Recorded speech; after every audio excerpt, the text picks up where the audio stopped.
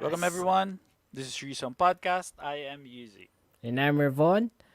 Yes, and welcome again dito sa ating threesome podcast Buhay Abroad episode 43.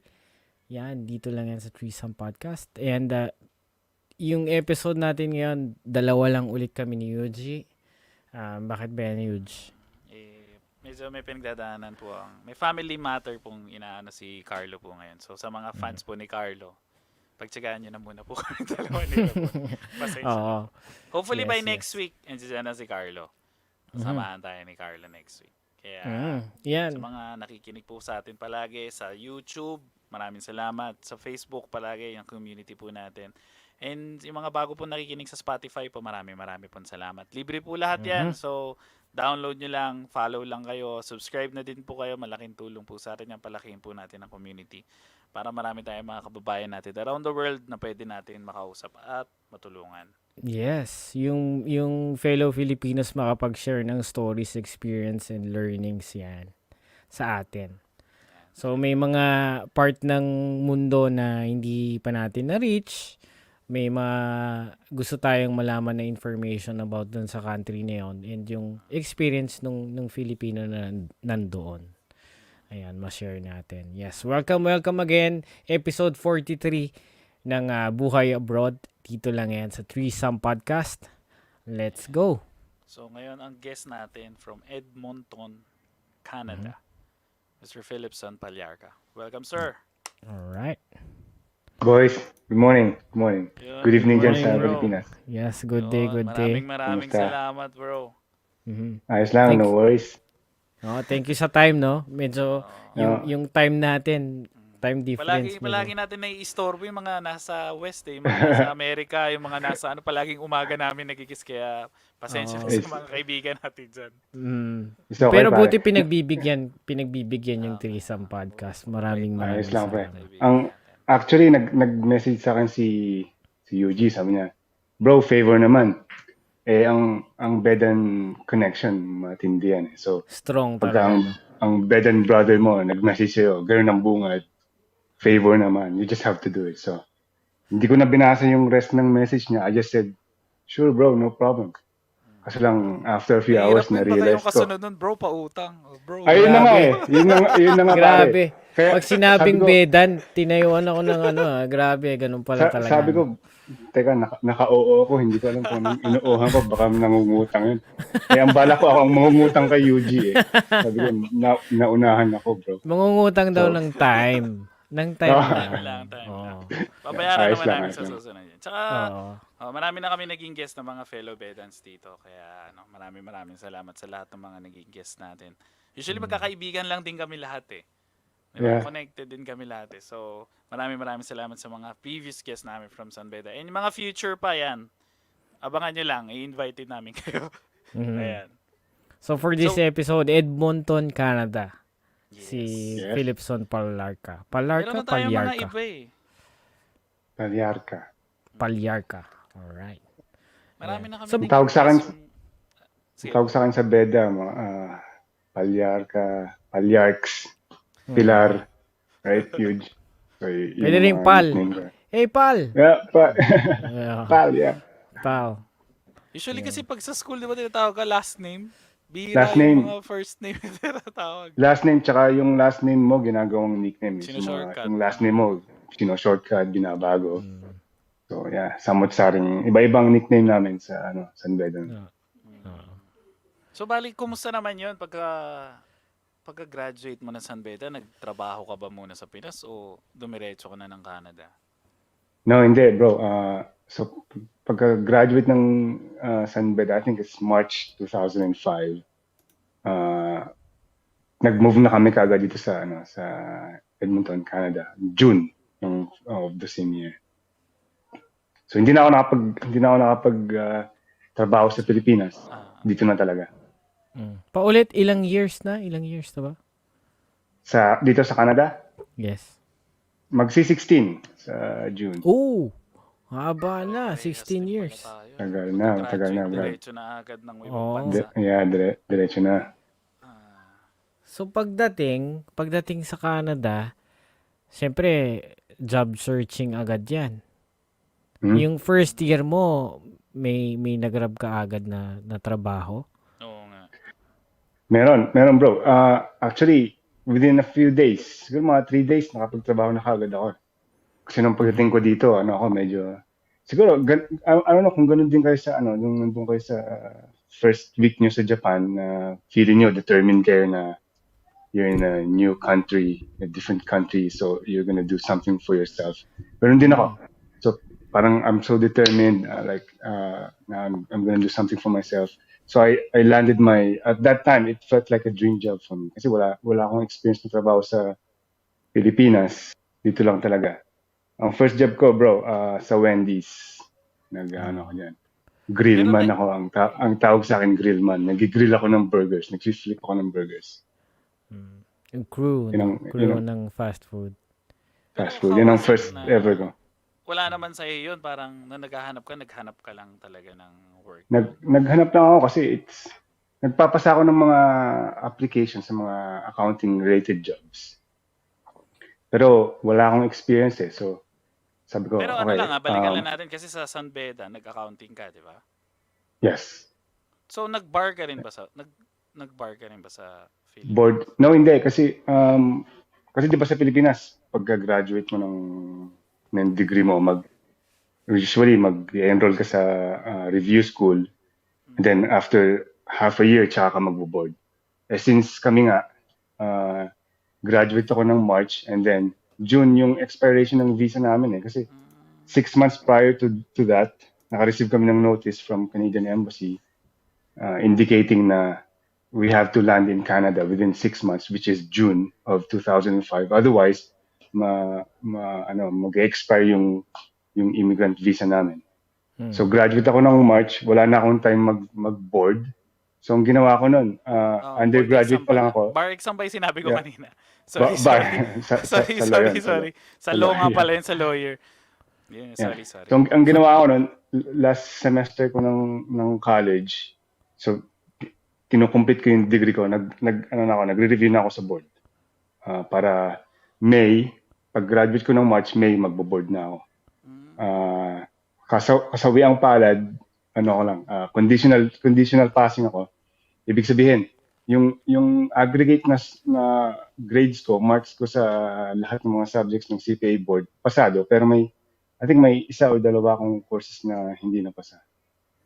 So actually sa batch namin, 4 yung gumawa nun. Huge. I don't know kung kilala mo sila. Si Jeffrey Obmina, kilala mo ba siya? Hindi. Si Raymond Santos at saka si JC Celebrado. So si Raymond Santos at saka si JC Celebrado nakapasa. So naging CPA din sila kagad nun. Kami ni Obmina, pareho kaming conditional. And I don't know kung coincidence to, pero yung dalawang nakapasa, walang girlfriend. Kaming dalawang conditional passing may parang may nasisisi, may sinisisi ba? Parang gano'n. Alam mo siguro CPA. Ano yung CPA? Sa Pilipinas, Certified Public Accountant. Dito sa Canada, ang tawag naman dito Chartered Professional Accountant. Okay. Magkaiba. So the same CPA pero ibang ang meaning. Yeah. Magkaibang and slightly different yung process ng pagkuha mo ng CPA. Sa Pilipinas ang tawag natin is license, lisensya, pero dito ang tawag namin is designation. So parang so meron kang 2 na course hindi na ipasa sa Philippines sa board exam mo. Pero ngayon nandito kasi sa description natin holds a Canadian CPA designation. So meaning to say, diyan nakapasa ka. Yes, dito na ako nag-aral ulit at nakapasa ng CPA dito sa Canada. Hindi ko na binalikan yung Pilipinas. Kasi magastos eh. Yung nakapunta na ako dito, ang focus ko nun is makapag-ipon para makapag-aral dito. Kasi marami ako nami-meet ng mga CPAs from Philippines. They have 25 years of experience, pero pagdating dito, hindi sila makahanap ng trabaho na related sa accounting. So sabi ko, kahit pa mapasa ko yung CPA sa Pilipinas, pagpunta ka dito, wala naman akong experience. So baka malamang ganun din ang ano ko, So, ang Sandali kalalabasan ko of I-connect lang universe. natin, no? So, Yeah. kanina, first job mo is Wendy's. And Mhm. then, yung journey mo hanggang makakuha ka ng designated CPA, paano yung journey mo nun? From Oh, Wendy's. it's yeah. So all right. That's a good question. So from Wendy's, feeling ko ano na yun talagang dream job na yun kasi I was 20 years old. Wala akong experience magtrabaho. I was making $7 an hour. Hanggang sa may gathering kami sa family namin. And then yung family friend namin sabi sa akin, he bursted my bubble. Sabi niya, you have to quit Wendy's and find a better paying job. So naghanap ako ng iba, marami akong pare, tinry na trabaho. For how long Nagtrabaho sa ako Wendy's? Months lang or? mga isang linggo lang ata yun, 2 linggo. Okay. So, ang next job ko, I think, is nag-salesman din ako sa department store.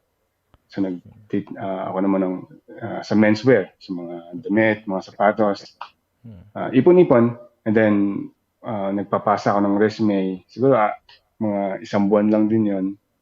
And then I tried something different.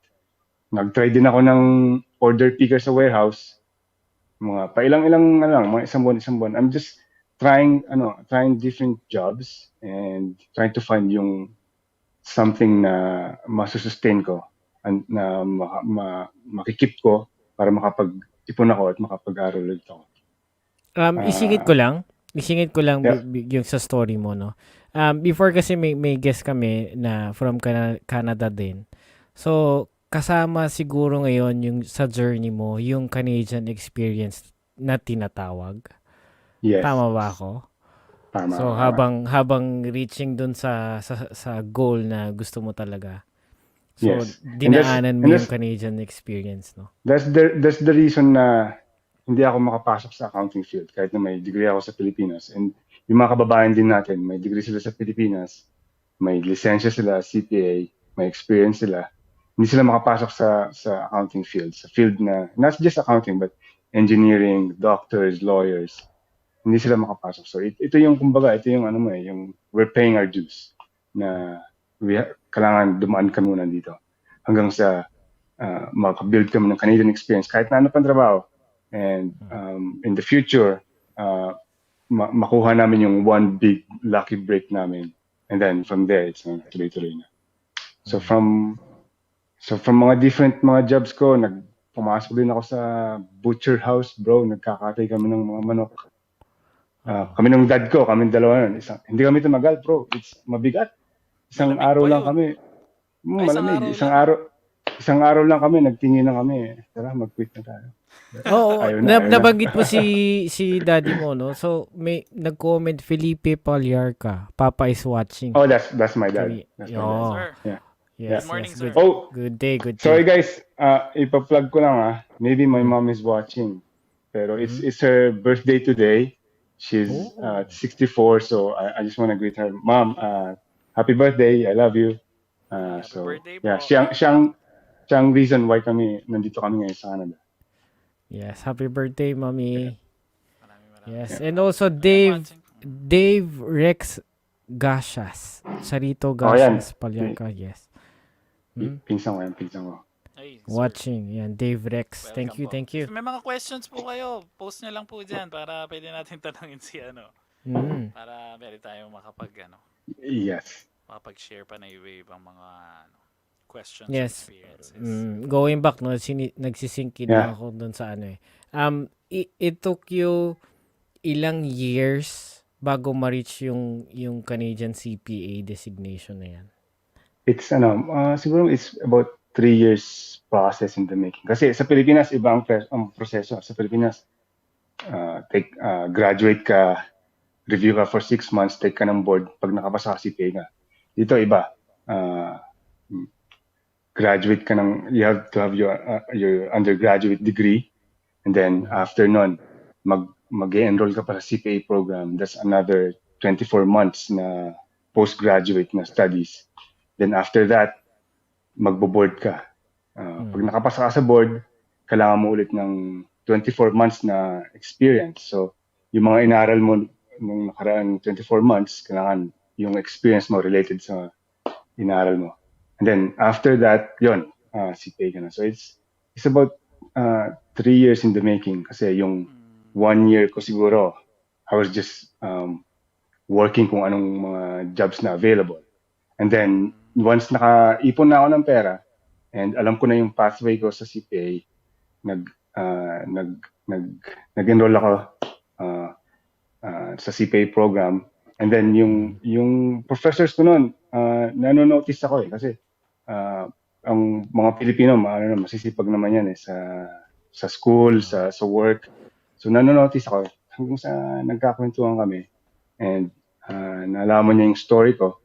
And sabi ko, yeah, bago ako dito naghahanap ako ng I'm working on my CPA and I'm saving money.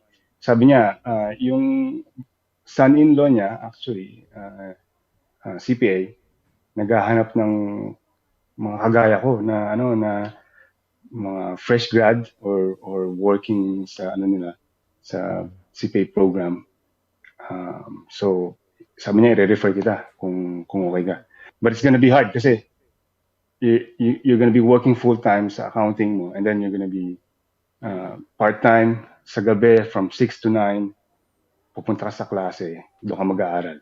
Sabi ko, it's okay. So, yun, napasok ako, and that was my stepping stone. So, from there, they hired me, and then they paid for my education, and then from there, naghanap-hanap ako ng mga ibang work na accounting related din hanggang sa maland ko yung current job ko. And I've been here with my current employer for 11 years. So from there, it's actually nice kasi all the way sila na nagbayad sa education ko, which is it's expensive, pare. It's expensive to study here. So pero ang ganda nung nangyayari, yung mga nag-connect sinisave sa'yo. mo ba before, sabi mo nung maunang first year mo, trabaho to save. Was it for your schooling talaga? Yeah, for my schooling too. Kasi, like, I know you can probably appreciate this. Pagka nag-move ka sa ibang bansa, yung life savings, lalo na kami, immigrant kami, yung life savings ng parents ko, ubos talaga yan. So, dinala namin sa Canada, sa airfare pa lang, yung seed money namin, puhunan, kumbaga. And then, bumili sila ng bahay, bumili ng sasakyan. So, ayoko nang i-burden pa yung parents ko para ma-pursue ko yung studies ko. So, yeah, lahat kami pati yung mga sisters ko, yung older sister ko, she's an engineer, so she was doing the same. Diyan? So she was Engineer sa Canada? Wow. Yes, and then sa Pilipinas din. Tapos yung sister ko naman, graduate siya ng psychology sa St. Paul noon. And pagdating niya dito, she was the same. We had the same pathway sa mga professions namin. And we were all doing the same. Tapos ngayon, she's a nurse here. Wow. Connected dyan sa mga sa kinukwento mo, no? From Ma'am Katrina Harata, may mga kasama din po kayong Pinoy nung student pa kayo. Anong ratio ng men and women over women pala? Mga Pinoy, pakunti-kunti lang kami mga Pinoy. Siguro, sa naaalala ko, siguro mga 2 lang kami na Pinoy doon nung nag-aaral kami. 2 lalaki? 2 lalaki. Ang women naman in general, regardless kung yung ethnicity mo, I'd say it's about it's split in half. It's about 50-50. Okay. Yung ratio ng hindi na po kayo nag-loan for your studies? No, kasi nga nag-iipon na ako ng sarili ko. So yun na yung ginamit ko But awa ng Diyos, I got lucky kasi yung naipon ko, hindi ko lahat na nagamit. Kasi na-hire nga ako. Na, no? And then, sila na. 3 years. Yun naman 3 years ka nag-ipon. Yun naman ang maganda dito sa Canada, bros. Kasi if you find yung mga employers, they will do that. they'll hire you, and if you're working towards something na magagamit mo sa workplace, they'll support you. They'll give you time off if you need time mag-study ka or take the exams, and then they'll pay for your tuition, they'll pay for your books. It's maganda, mga supportive ang mga employers dito sa Canada. Going back lang dun sa pagiging butcher from Leo Che Alvaran, tanong ko lang kung ilang manok yung nakatay nila bago Wait, naka ano ka pa, nakaisa ata ako kasi yung manok madulas yung skin ng manok. Pero ginaganon din ba yung Yung leeg? nope, actually patay na yun before dumating sa amin, so ano mo lang yun. Parang production line yun eh. So, okay. production Malinis line, na siya. Wala nang mga malinis na feathers, siya. wala na. I think ang trabaho namin, if I can remember right, is bubuhatin namin, isasabit namin, and then ano naman yan, yung production line, lalabas na siyang gano'n. Paano way ng pagsabit? Saan sinasabit? Isasabit mo lang sa yung neck niya, gano'n mo. Ayun. Tapos buong araw, Leo ganun Che lang yung Alvaran. gagawin mo. Buong araw yun, mabigat. Hindi kami sanay nung mga araw na yun na gano'n ang trabaho. So, nag-quit kami. Hindi kinaya. Pero, di ba, ang ba, yung balikan natin Canadian experience, ano ba yun? Meron ba yun parang kailangan 1 taon magawa yun bago nila ma-consider na, sige, meron na tong experience working here in Canada. Yeah. O, pag nagkaroon ka talaga ng break, suswertehin ka makapasok doon sa field na gusto mo. I think depende sa employer, bros eh. Kasi like ngayon sa workplace ko, like I've sat sa hiring interviews on the other side. Kami naman ang nag-hire, pero hindi namin tinatanong ang Canadian experience. Pero I don't know if that's yung society natin is we've improved na hindi na ngayon, it's not a thing anymore. But back then it was a thing na Canadian experience. Pero ngayon, I don't know kung hindi na ngayon tinatanong yan. Pero siguro depende rin sa sa employer kung anong hinahanap nila. And I don't know kung anong motivation nila why employers are asking for Canadian experience. Maybe they think na ang experience dito sa Canada or sa US or sa Europe is better than experience sa Asia, sa Philippines, which I think is wrong. So, yeah, I think it depende sa employer kung anong gusto nang hinahanap nila. But for the most part, I think you just have to get your foot in the door. So, pagka nakapasok ka na, kahit paanong Canadian experience yan, pagtsagaan mo, and mailalagay mo sa resume mo yan na graduate ka ng Pilipinas and then nag-work ka dito sa kahit na anong trabaho, it's a Canadian experience. Anong pinakamasayang naging trabaho mo doon? Oh, that's a good question, pare. And up to this day, ito lagi ang sagot ko. Ang paborito kong trabaho, pre, is parking lot attendant. Yung parang valet Bakit? Yeah, ako ang taga-ticket. So sa downtown, may mga parking lots dito sa downtown and within the city. So paborito ko yun kasi may truck ako eh. Mayroon akong Ford na truck. So ang panggabi ako. Actually, that was my second job.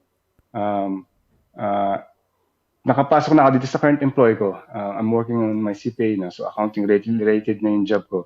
But we were saving up for because we want to buy a house. So nag-second job ako. And then sa gabi, ang shift ko from 6 to 12 ng midnight. So work ako in the morning from 8 to 4:30, tapos 6 to 12 or 5:30 to 12. Yun yung second job ko as a parking lot attendant. So ang ginagawa ko, nagda-drive ako from one parking lot to another. Tinitignan ko kung sinong hindi nagbayad ng parking. And yun, tinitikitan ko.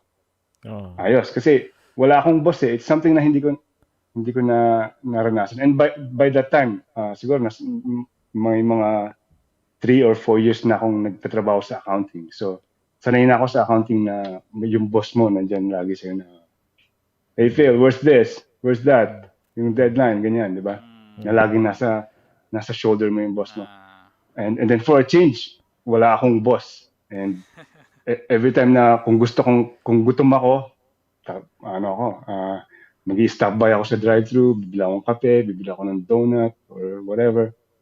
So I did that for siguro mga less than a year hanggang sa makasave ako kami. And that's my favorite job, man. I wish na makakabuhay ng pamilya yung ganung wage. Oo. Para hindi na ako magko-quit. Pero hindi. Oo. Hindi. Iba ano pa rin, di ba? meron Yeah, na wait ako. lang. Babatiin muna natin. Greetings muna kay Joy Rice. Uy, hello. Yes, so Enjoy. dumaan siya, Hello. dumaan. Thank you. Hello. Abangan niyo, And watch kayo ng podcast niyan sa Spotify. Humor Me yes. Joy, yan. Humor Maganda Me yung mga Joy. podcast niyan. Correct. Thank you. And also, Rai, madami ba mag-apply for work ngayon? Like planning to try my luck if ever. Sa Canada, no? Sa Canada. Ay, Depende sa sa part ng kilala mo ba Canada. yan? Yung pinsan ko? Si Rai? Hindi. Oo. Hindi. Hindi mo ko siya. maala. Sa San Beda ba yan? Hindi. Taga Basta. Kasi di ba yung dinadala ko kasi yan. Napakit sa nung high school ba nadala ko, nakalimutan ko na baka nung ano. Sige, go. Sorry. Alright. And also, ayan, si Joy Rice. Sir in Canada. Hello daw. Hello. And Yeah. from See- Ma'am Katrina again. Teka lang, balikan mo na natin yung question ni Ryan. Hindi natin nasagot. Hindi pa ba? Wait Oh, lang. sorry. Yeah, depende sa depende sa part ng Canada. Pero dito sa Edmonton, sa Alberta, gawa nga ng COVID, so medyo maraming businesses na struggling, maraming mga jobs na naapektuhan. And yung Alberta is as an oil-rich province, so mayroon kaming oil dito. So and then yung oil pababa ngayon kasi dahil nga ng yung electric vehicles, di ba? So yung demand for oil is going down. But maraming jobs dito, mga pre sa Canada, especially here dito sa Alberta, Edmonton and Calgary. Maraming jobs dito.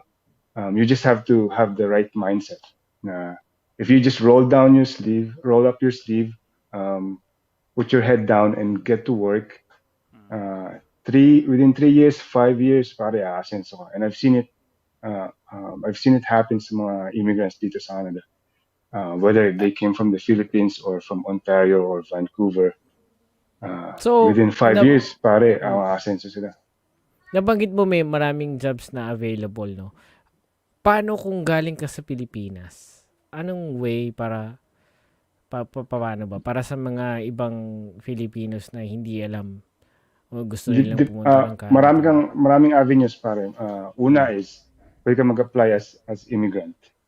Pero may criteria na Point system. kailangan point system. So if you're a professional or yung job mo is so unique and hindi mahanap sa Canada, walang qualified na people sa Canada, you can apply.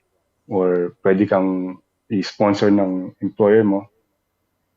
So from Canada, they'll bring you here, and then you'll stay here for 2 years, and then after 2 years pwede ka na mag-apply ng permanent residence.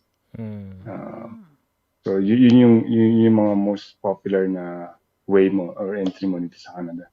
Ako gusto kong mag-try ng work from home, pero yung company sa Canada. Yun yung medyo nagsa-search pa ako. Ma'am Joy Rice, baka meron kayong idea dyan. More on It's freelance. And it's probably mas madali na ngayon dahil sa everything's remote, moving diba? online. Remote. Yeah. Balikan ko lang gig si economy. Gig? Sige, Oh, okay. Gig economy. Sasabihin ko sana Fiverr. Narinig mo ba yung Fiverr? Fiverr. Parang Fiverr, I think. It's a gig. No, it's a gig marketplace. So sign up ka doon. Sign up ka doon and they'll connect you with people who are looking for freelancers. Anywhere from designing a logo or creating videos for them, writing up resume or designing Ayun! a spreadsheet. Sakto! Yeah, Saktong-sakto yeah. yun. Alam din ni Sakto Ma'am yan, Mare. Joy Rice of Fiverr. Thank you, thank Ayun, you. nalagay Balikan niya natin. Fiverr, nalagay niya. Yes, oo nga eh. Balikan natin si Ma'am Katrina Harata. Meron siyang Nasa Canada siya ngayon, di ba? Si Ma'am Ayan, Katrina. in exchange for the company support, ilang years po dapat mag-serve or work sa kanila? Depende. Pero mostly wala. Walang no strings attached. Wala kang Yeah, contract, so walang ganun nung pinag-aaral ka nila, wala. No, wala. So you can go there. Yun na nga lang.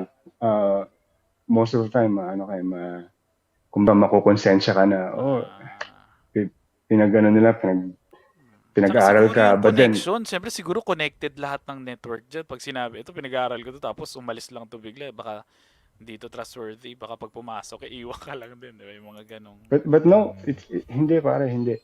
It's actually like a common practice. It's accepted na yung employers, they're making an investment sa'yo.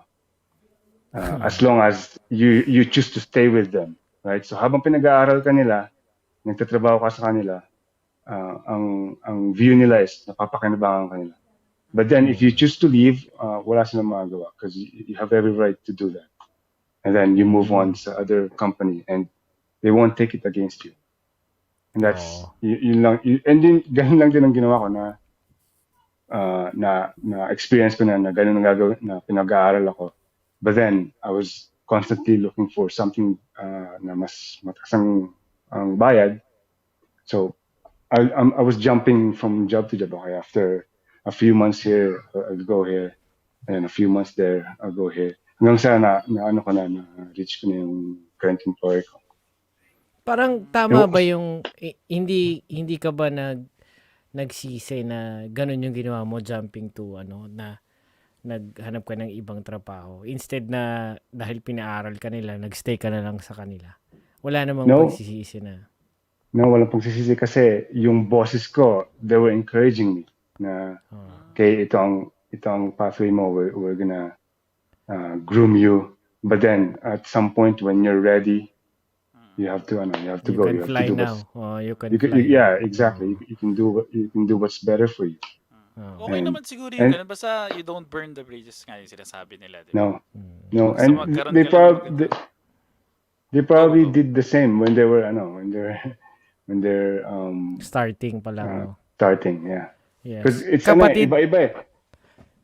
Pag start mo dito sa Canada, you'll start from the bottom.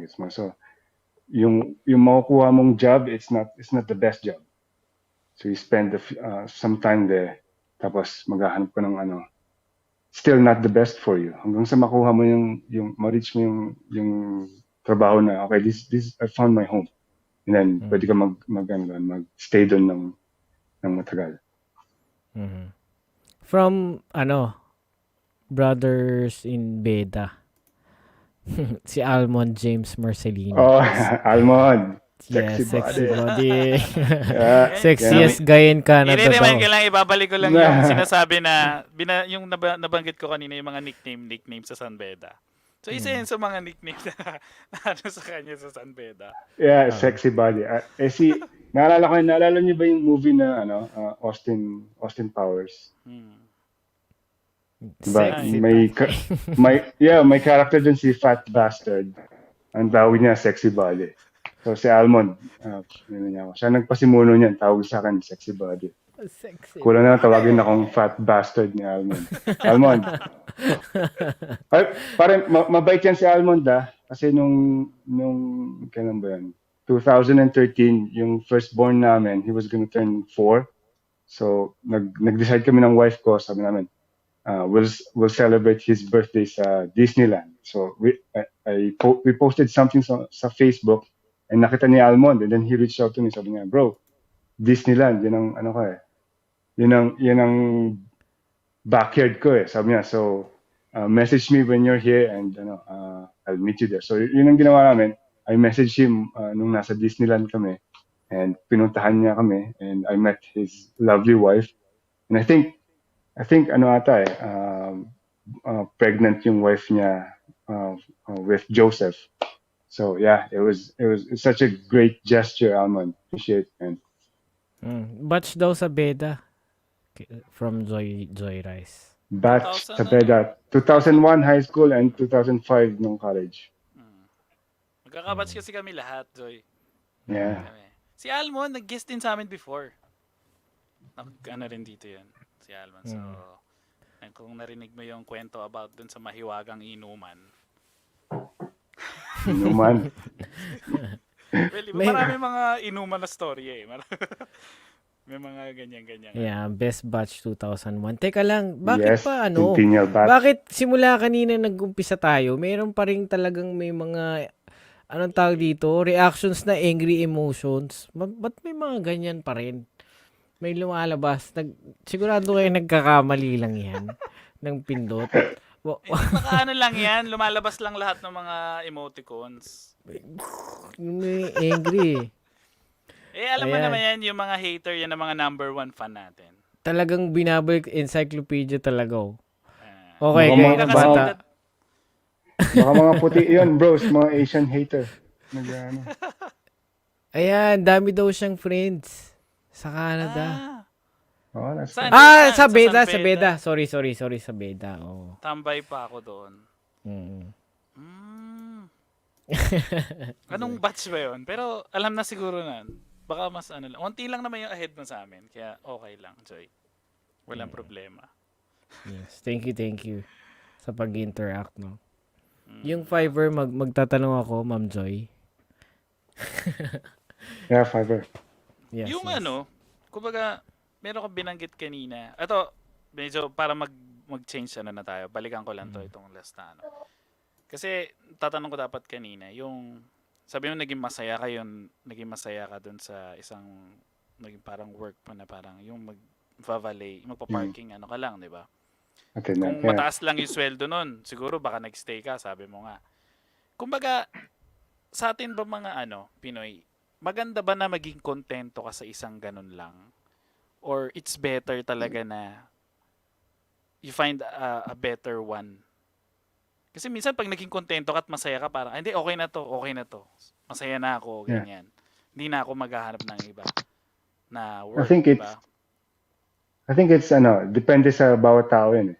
Pero I think what's best is you find yung better suited sa skills mo, sa pinag-aralan mo. And in my case, and I can only speak for myself, although nag-enjoy ako doon, hindi yun hindi yung skill set ko, hindi yung strong suit ko. So I had to find yung pursue yung tinapos ko. And yeah, it's a double-edged sword kasi minsan you pursue yung higher na positions or jobs, pero you end up miserable.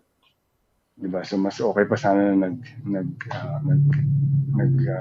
settle ka na lang for something and you probably end up happier. Pero it depende sa tao yun. Kung anong goals mo, kung anong ano yung goals mo. Sa ngayon ba, applicable pa rin yung sinasabing blue collar and white collar? Sa ngayong year na to? Yeah, so applicable. Kasi usually ang blue collar is mga labor. And then when you say white collar, mga nasa office or professional jobs. Pero yung level siguro ng tingin ng mga tao. Kasi dati siguro ang tingin medyo pagka-labor ka mababa. Ayoko But ang difference dito sa Canada, pare, although there's that distinction between blue collar and white collar, when it comes to earning, wala pantay-pantay. Even yung mga blue collar, sometimes sila pa ang mas malakas kumita. Same dito sa Japan. Yung neighbor ko, pare, he's retired na, but he's a carpenter. Sabi niya, nakakakwentuhan ko, he moved from Nova Scotia, I think it's in the East Coast. He was 50 years old with his wife. Sabi niya, He had no money, and ang belongings lang nila is a small bag. Pero nagpunta sila dito sa Edmonton para for job opportunities. He was 50 years old. Ngayon, he's retired, and pa-travel lang sila na nakakausap ko, saan ka punta ngayon? Punta sa Mexico, punta sa Europe. Meron silang cottage. Tuwing sa summer, back and forth, punta lang sila sa cottage nila. And he's a carpenter. And he's well off. He's living well. So dito sa Canada, we're all equal. May kapitbahay ako, business owner. Meron akong kapitbahay naman. Ewan ko kung trabaho ng pare, pero papalit-palit yung Parang sasakyan. nakakatakot yun. Yung nakakatakot. I know. Hindi ko alam kung drug dealer yun o ano, pero papalit-palit.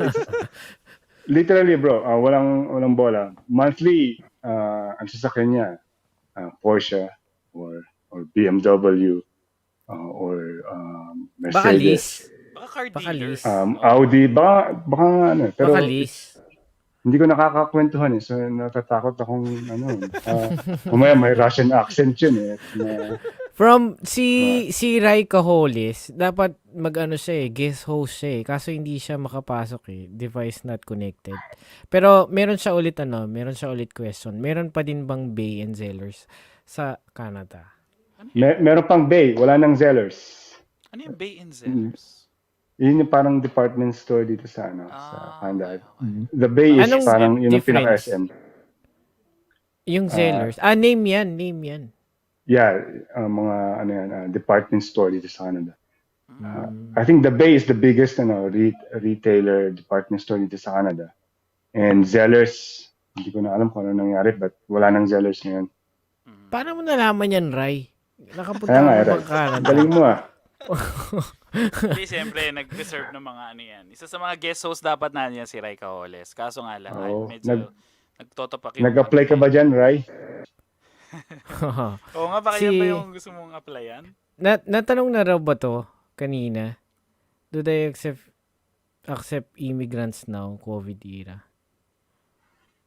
At parang yung tanong ni Rai kanina. I think so. I think that we're always open yung Canada sa mga immigrants.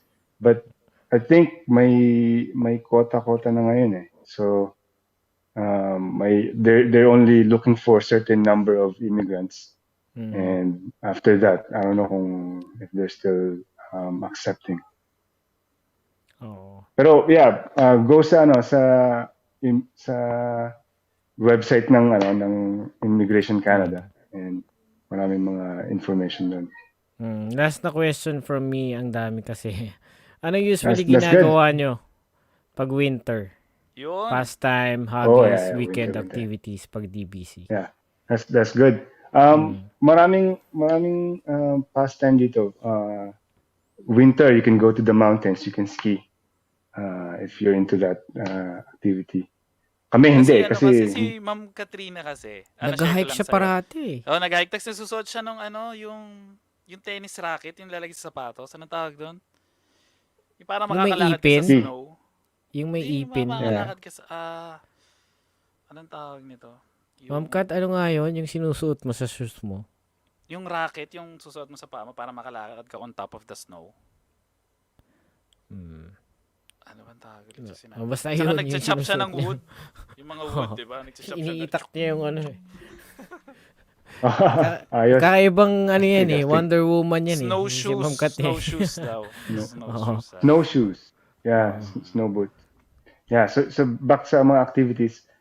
Pero hindi kami winter activities. So pagka winter, usually, and we're busy with yung day-to-day namin and weekends. We're busy with kasi yung mga anak namin involved sa sports And when you have kids in sports, it's so time consuming na we barely have time for mag-leisure. Ang pinaka leisure and R&R namin is after a long day at work, we're picking up our kid and we're driving them sa hockey practice or basketball practice or soccer practice nila every Adult and weekday. youth yan.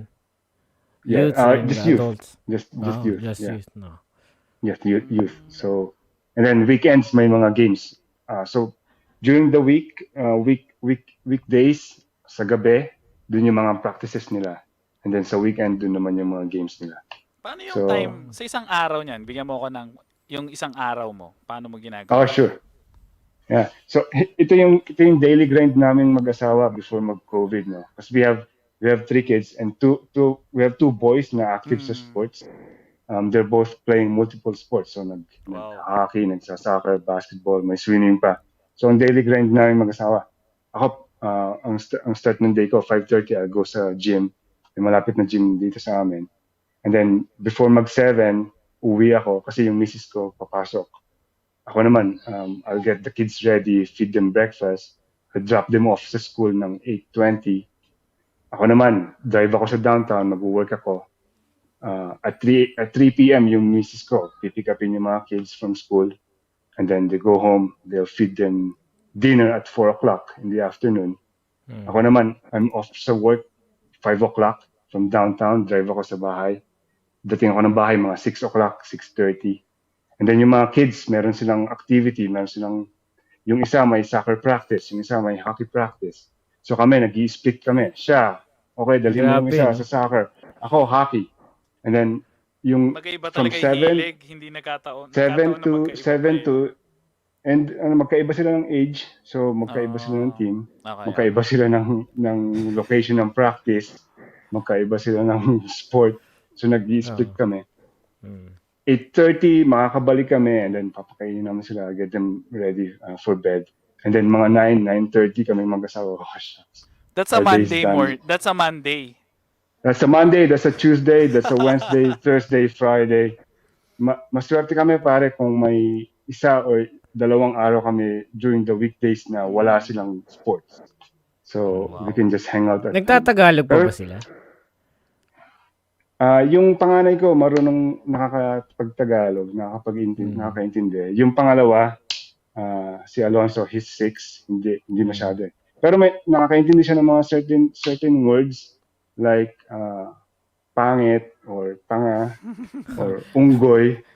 Yung sa napipick up kid niya. mo na mahilig mag-hockey, pumasok ba sa isip mo na tinry mong ipanood yung 90s na movie na Mighty Ducks?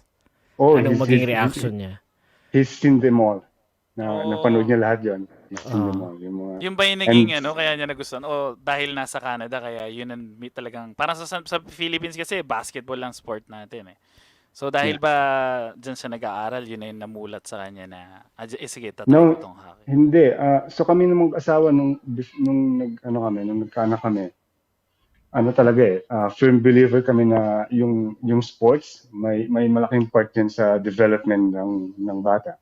So not only obviously yung physical benefits, yung fitness, but also it builds friendship, it builds yung social skills ng bata na they-develop, yung discipline niya, problem solving. So sabi namin, we're gonna put them in sports. So, but we don't know kung anong makakahiligan ng bata. So, ilalagay namin sila kahit na ano. Yung panganay ko, dalawa lagi multiple sports lagi siya. So, nilagay namin siya sa hockey at 4 years old, nung start siya mag-hockey. And at the same time, nagsasoccer din siya. So, grabe pero teka lang, nagsiswimming. Paano, kasi syempre, sabi mo, pinasok mo siya sa hockey. Marunong ka ba mag-skating? Kasi usually, ikaw ang unang magtuturo sa anak mo eh. No. Diba? Para sa basketball, ako tuturuan ko yung anak ko, dribble, shoot, ganyan. Ikaw unang magiging coach niyan eh. So, paano naging nangyari nun? Parang, Daddy, teach me how to skate. Teach me how to this one. Hindi ako marunong mag-skate pare. So, at 4 years old, nilagay namin siya sa hockey. And sabi namin, siguro naman, early enough na yan, di ba? Yung mga bata, madali naman matuto eh. May mga coaches sila sa hockey team nila. Pero pagdating doon, nagsistruggle siya kasi kaunti lang silang hindi pa marunong mag-skate at 4 years old. Dito pala sa Canada, 2 years old, 3 years old, mga bata nag-skate na. And at 4 years old, karamihan ng, siguro, 90% sa team niya, they're just flying sa skating ring. Ang bibilis pare. They're skating backwards at 4 years old. Yung anak ko, gumagapang pa eh. So hanggang sa natuto siya eventually mag-skate. And then 4, 5, 6, mga all fun and games pa yan. 7, 8, naging competitive na. Until one day, naalala ko, I got mad at him kasi sabi ko, you have to get back on defense. You have to like skate as hard as you can pag may breakaway. And then sumagot siya, sabi niya, like, what do you know about hockey? Like, you don't even know how to skate. You've never been on the ice. You don't know how I feel. Sabi niya sa akin. So, yung sa generation natin, pag sinabi natin sa tatay natin yun, siguro mababatukan Masasabog tayo, di ba? Yeah, Mapapahalo mo Hindi, generation natin, hindi tayo makakasagot ng ganun pa lang. Sa isip lang yun. Yeah. Nakatingin ka lang na ganun, hindi mo masasabi yun. Yeah. Pero not sa generation nila, pare. Ibang generation nila. So, I talked to my wife. Sabi ko sa wife ko, he has a point na, like, ako, minsan, passionate ako sa sports. So, napupush ko siya ng masyado. So, sabi ko sa wife ko na I need to connect better with him. I need to know how he feels. So, pag hindi ako yung tipong dad lang na do this, do that, but I don't know how to do it. So, that forced me na to learn how to skate. And eventually, nag-enroll din ako sa sumali ako ng hockey team. But like every other thing na ginagawa ko, I sucked at it. So, I quit. So, At least you tried, di At ba? least you tried. Para I ipakita tried. sa kanya. Natuto ako mag-skate. Then sumali din ng hockey team. But after nung experience ko na yan, we connected better. Siya rin, nag-open up na siya sa akin. And I can connect with him. I can level with him na nag-open up siya. And he says, Dad, I can't do this sa skating ko. I can't break on my left foot. Ako naman, I have experience. I know na. Yeah, Ako din hindi ko rin kaya gawin eh. Hindi ko kaya. At least ikaw nakakapag-hockey break ka na. So, ako hindi ko pa rin kaya yun. Yeah. So yung mga ganun na instead of just being a dad na authoritative na you do this, parang naging Set an example talaga, di ba? pals kami. So, it's embarrassing, bro. Learning how to skate as an adult. It's embarrassing. Pero ma-encourage mo siya, di ba? Alam mo na mahirap, pero parang masabi mo sa kanya na keep it up. Alam ko mahirap eh. Tinry ko na eh. Di ba? Yeah. Parang ganun. Oh, batiin ko lang from sa YouTube, no? Jesse Raymond TV. Pa-shoutout. Shoutout Jesse Raymond TV. Yan. Thank you for viewing and listening. So, siyempre, yung una yan. Yung pangalawa, din nag-practice soccer naman yung isa. Football ba? Soccer? Soccer. So, yun, nag-aral ka rin mag-soccer? Yeah, well, yung soccer mas madali naman sa sa field. Sa field, guess mo. Kasi, tsaka mga 4 years old, 5 years old naman. So, kicking the ball, I can teach them, right? Mas madali naman yung kasi sa hockey.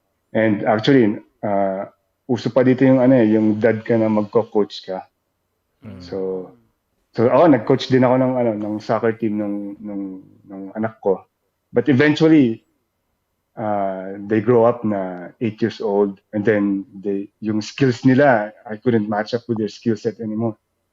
So if they're playing since 4, 5, 6, 7 and then bam, 8, they're too good for me. So, I'll stop coaching. Kasi na. Meron pa pare may tournament sa Calgary. Yung mga bata, may nakalabas ng team, FC Barcelona Academy. Ang gagaling, pre. Mga 9 years old and they can bend, they can curve the ball. Yung bola pag sinipa nila, no? Yung corner kick nila, pre, nagko-curve eh. Para pag sinipa nila, they put it on in front of the net para ma-header nung teammate nila. Teammate nila. 9 years old pa lang, they're very skilled. Ikaw naman, kumbaga lang ako. Okay, si Ma'am Joyce, thank you for viewing, no. Salamat sa pag-drop by. And good luck to everyone. Have a great weekend. Enjoy ka din. Yes, thank you. Pag gusto nyo ng magandang sa Spotify, follow her lang po. Humor Me Joy po. Pakinggan nyo po. Maganda yung mga topics na inaano niya. About freelancing, about her life. So, marami pwede siyang i-share sa inyo. Sa Pinas ikaw naman bro, kumbaga syempre yung mga anak mo may mga sports. Ano naman ang medyo ikaw? Saan ka naman Kasi nakikita ko medyo fit ka eh. Saan ka naman nag-ano ngayon? Nag-lean? Ano bang ginagawa mo? Siyempre, para naman Um, puro ka lang work. Puro ka lang work. Meron ka bang activity na pinasukan or events na sinasalihan din? nung mas malate-late sila, mas madaling to pursue my own passion, guess mo. Pero once nung lumaki-laki na sila, mas mahirap na. Pero before, nasa ano ko na, I was hooked sa obstacle course racing. Yan yung passion ko na dumadayo kami sa out of town. Minsan nagpunta pa ako ng Ontario para mag-race. Yun naman yung yun yung pinush Race para lang? sa akin. Yung Race lang? Obstacle course. Yung Obstacle OCR. Parang ano? Spartan race. Oh, yun yung parang ano nila. Yun yung ano nila sa Obstacle course Spartan. racing. Yeah. Sandali. Ito ba yun? Yes. sa ano naman yan? Sa Ontario. Blue Parang Mountains. Ironman? Parang mga ganon? Is Ay, Ironman ba tawag doon? parang kasi ang Ironman is Swim. swim, bike, run. Swim bake. Ito, it's obstacle course racing. So, sa Ontario, in the mountains, it's a 15-kilometer race. And then, I think, 30 plus na obstacles. So, yan naman yung kinumpit ko. Parang puro It's- upper it's- body strength parang- lahat yan. Ang hirap different. din yan It's a little different sa Spartan, bros. Kasi yung Spartan, may way out ka eh. If you can complete an obstacle, pwede ka mag-burpee. So, halimbawa, hindi mo kaya yan. Mag-burpee na lang ako ng 30. Okay. And then, you can move on. Dito sa OCR World Championships, kailangan, obligado kang i-complete yan. Kung hindi mo complete, you're out. So, DNF ka. Wow. Did not finish. So ilang, OCR. kasi alam mo, tiningnan ko nga yan, nung sinend mo sa akin, tumingin ako sa YouTube. Grabe, as in, babae, lalaki yan, di ba? Walang ano yan, iba-iba, ang daming participants, 6,000 plus participants from all over the country, di ba? Ay, sa buong mundo yan, di Over the ba? world. Yeah. Mhm. Kumbaga, iba-iba kung titingnan mo, talagang upper body strength, takbo, aakit ka ng hill, may buhat ka na weights, di ba? May buhat kang weights. Tapos, Pero yan Kung hindi mo tinitingnan- sinukuan? ginawa Hindi mo ka na, sumuko ilang dyan? event yun? Ilang event ba yun? It's Ilang a- course na ano? Yeah. It's a 3-day event. So nung Friday may 3 kilometer na race kami. It's a short short course. It's hard. Pare, yung 3 kilometers. Alam mo maigsi lang 'yon. Pero you're doing obstacles back to back. Obstacle. So it's ang hirap sa upper body. Mas mahirap Tapos kaysa Saturday- sa skating yan. Kasi more on upper Mahirap, body. mahirap. Kasi aakyat ka ng ganun, kaklimb ka, more on. Di ba, Mahirap, talagang- So that's Friday. Tapos Saturday naman, yan yung 15. Kumbaga yan yung main event. 15 kilometers naman yun. And then about 30 plus na obstacles. And then Sunday, team event naman yun. So may tatlo kami sa team namin. It's a relay. So it's it's tiring, bro. It's Yung bigurin mo stamina. nagre-race ka. Astig, bro. Nagre-race ka Pare. tatlong araw back Pare. to back. It's Iba. hard. Ako, para sa Oo. akin, hindi ko kasi magagawa yun. Kaya pare. Yung stamina, di ba? Matindi yung Astig stamina Astig mo. yun, May- astig yun, bro. Mas mahirap siya kasi puro siya obstacle of upper body compared sa Spartan. Ang Spartan naman mahirap kasi distance naman is a runner's game. Meron pa akong sinalihan sa Spartan Ultra Beast.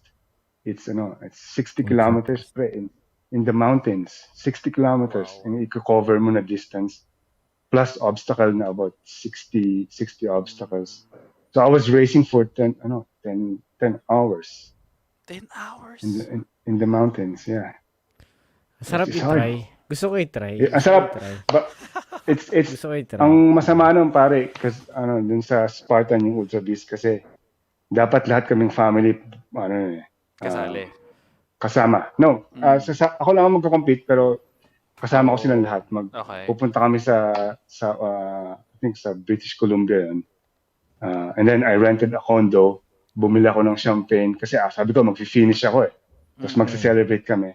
But the night before nung event, nagkasakit yung anak ko. So ako lang ang nagpunta doon. So I was lonely and alone. Then I crossed the finish line after 10 hours. Wala yung family ko, but it's okay. Oh. Personal achievement. Kumbaga parang naging Yes, personal personal achievement achievement. Yun yung sabi ko na I had to do for for for yourself. myself. Actually, I got shamed into racing kasi yung pinsan ko, pinsan ng wife ko, he's into racing, shout out kay Kuya Ruben. Siya siya, talagang fit siya, addict siya sa obstacle course racing. So every time magkikita kami, Phil, obstacle course, hanggang sa naririndi na ako. Sabi ko, So yan ang ano sa ano yan every time sa may palusot Canada. ako eh. Sa Canada Ano yun yan? ang parang kasi 'di ba sa Amerika meron yung ang tawag dito Sasuke. Alam mo ba 'yan? Ninja Warriors. Ninja Warriors, Obstacle. Ninja Warriors, yeah. Sa Japan Yeah, din kasi, obstacle. sa Japan naman Sasuke naman yung tawag nila doon. Yung kaso by time naman ata kasi yun eh. Yeah. May parang time limit. Sa dyan din ba may time ano rin ba yan? O May parang, time limit din. May time limit din. Na so may parang, cut-off. Kailangan ma-complete mo yung course within a certain Wala namang height time requirement yan. No, wala. Wala. Yung world championship, yung pinakita mong picture na nakahanga ko doon, may obstacles doon to balance everything. May obstacle doon na if matangkad ka, you're at a disadvantage. Tapos may Parang mga rin obstacles yan, din Sasuke. naman na Para rin may Ninja mga obstacles Warriors. din naman na pag maliit ka, you're at a hindi, disadvantage. mahirapan mo abutin you're mo. climbing a 10-foot wall. So if you're short, paano mo yun? Paano Ano ko yun, may ngayon mga akit ng first 10 ba foot yun? wall? Kunyari may Yun first, nga eh. may second, may third. Wala Yeah, naman. may mga Meron din yun. may mga may podium. Oh. Mga pros Yung- yun, bro. Mga pros. Anong goal mo nung before the race or yun sa championship na yun? Ano yung mindset mo going into that? For me, I just want to prove na kaya kong gawin. Kasi nakikita ko kagaya nyo. Maybe I was one of you guys na it's so hard. Hindi ko kaya. Hanggang sa maybe kaya ko. Maybe kaya kong gawin yan. So I tried it. And yun yung goal ko na ma-finish ko yan, ma-try ko and see if kung magugustuhan ko. Grabe. World Pero it's hard Championship. pare. It's hard pare kasi yung races sa ibang out of town eh. So I'm away from my family. Yung tournaments ng anak ko nami-miss ko. Ibig sabihin nami-miss din niya yung mga hockey and soccer tournaments niya. So I had to make a tough choice. Do I want to keep doing this and miss my son's tournaments? And eventually I chose na mas masaya ako watching my kid compete rather than me competing myself. So I stopped doing that. Once is enough na at least nagawa mo na accomplish mo na, Yes, yeah, finish ka. So at least yun, and it's na-experience mo yan. and it's expensive too. It's expensive yung hobby na yan, pare. Magpupunta ka sa ibang lugar, mag-book Kasi ka ng training hotel. din, di ba? And training, you have to may training ka sa sarili mo. Your time away from your family. So Siyempre physical, malaking commitment. rin yun. Physical, paano mo, ano yun yung katawan mo. Kasi, para po sa mga nakikinig po sa atin, kasi nung high school po kami, hindi po ganyan talaga ang itsura niya. No? Hindi po ganyan kaya po tinawag na sexy body yan. Hindi dahil ganyan po yung katawan niya. Talaga pong, meron ba tayo picture? Meron ba tayo pwede ipakita? Okay lang ba yun? Pwede ba natin ipakita? Okay lang, pare. Okay lang. Ayan.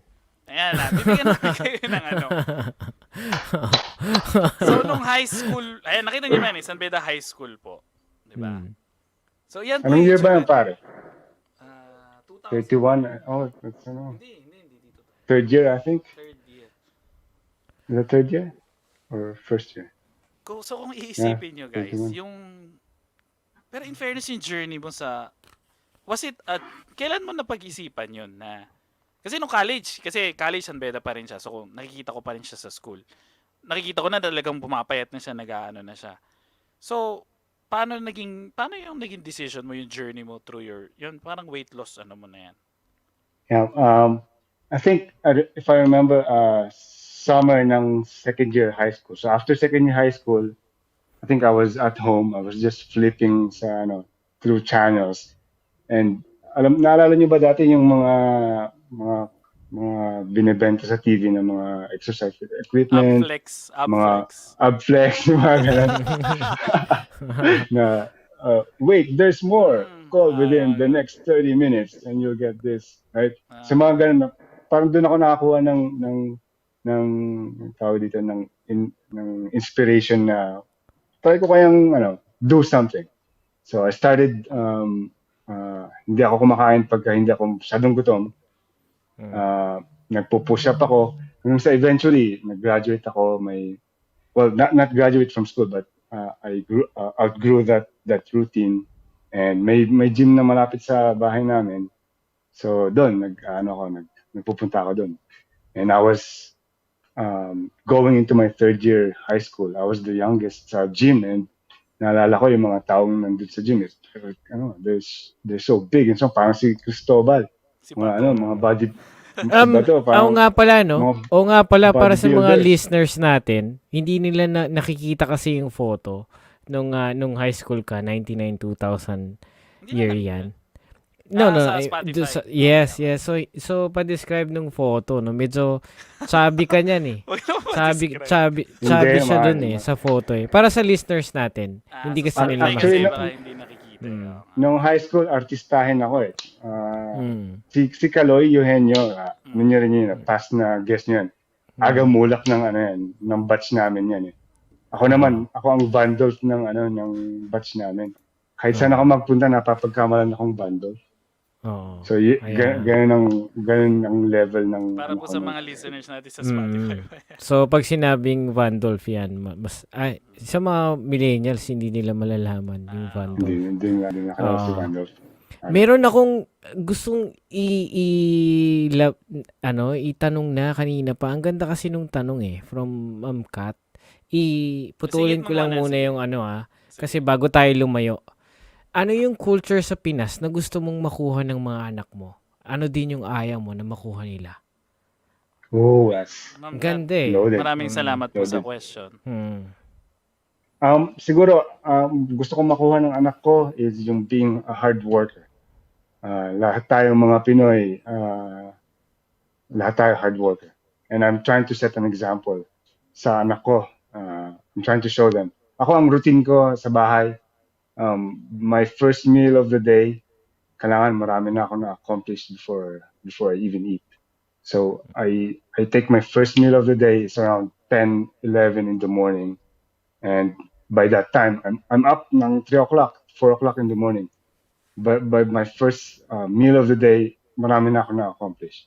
And yun yung something na I'm trying to set sa mga kids ko na being a hard worker. Lahat tayo mga Pinoy, we are hard workers. Ang ayaw na makuha nila, hindi ko alam hindi ko masyadong alam pa kung anong ayaw na makuha ng mga Pinoy eh. I'll get back to you on that one. Yeah. Ayan. Thank you. Ang ganda ng question. Pero ang mga anak ko, 100% Pinoy yan, pare. Mga anak ko, ang favorite na food niyan, ang reigning, defending, undisputed na favorite food ng mga yan, pare. Jollibee, Chicken Joy. Yun! Jollibee yun, di ba? Sa Edmonton ba meron Jollibee? Meron. It's about 10-15 minute drive. And yung misis ko, ang luto niyan in batch every weekend. And by Thursday, ubos na yan. It's either ubos na o sawa na kami. And I'm gonna ask my kids, anong gusto niyong kainin? Jollibee every day. Jollibee. Every time it's Jollibee. Yep. Isa pa, So every week Chicken it's Joy. Jollibee.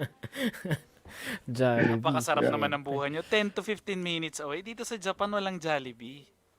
Oh no. Jollibee Pare, naman, shout out.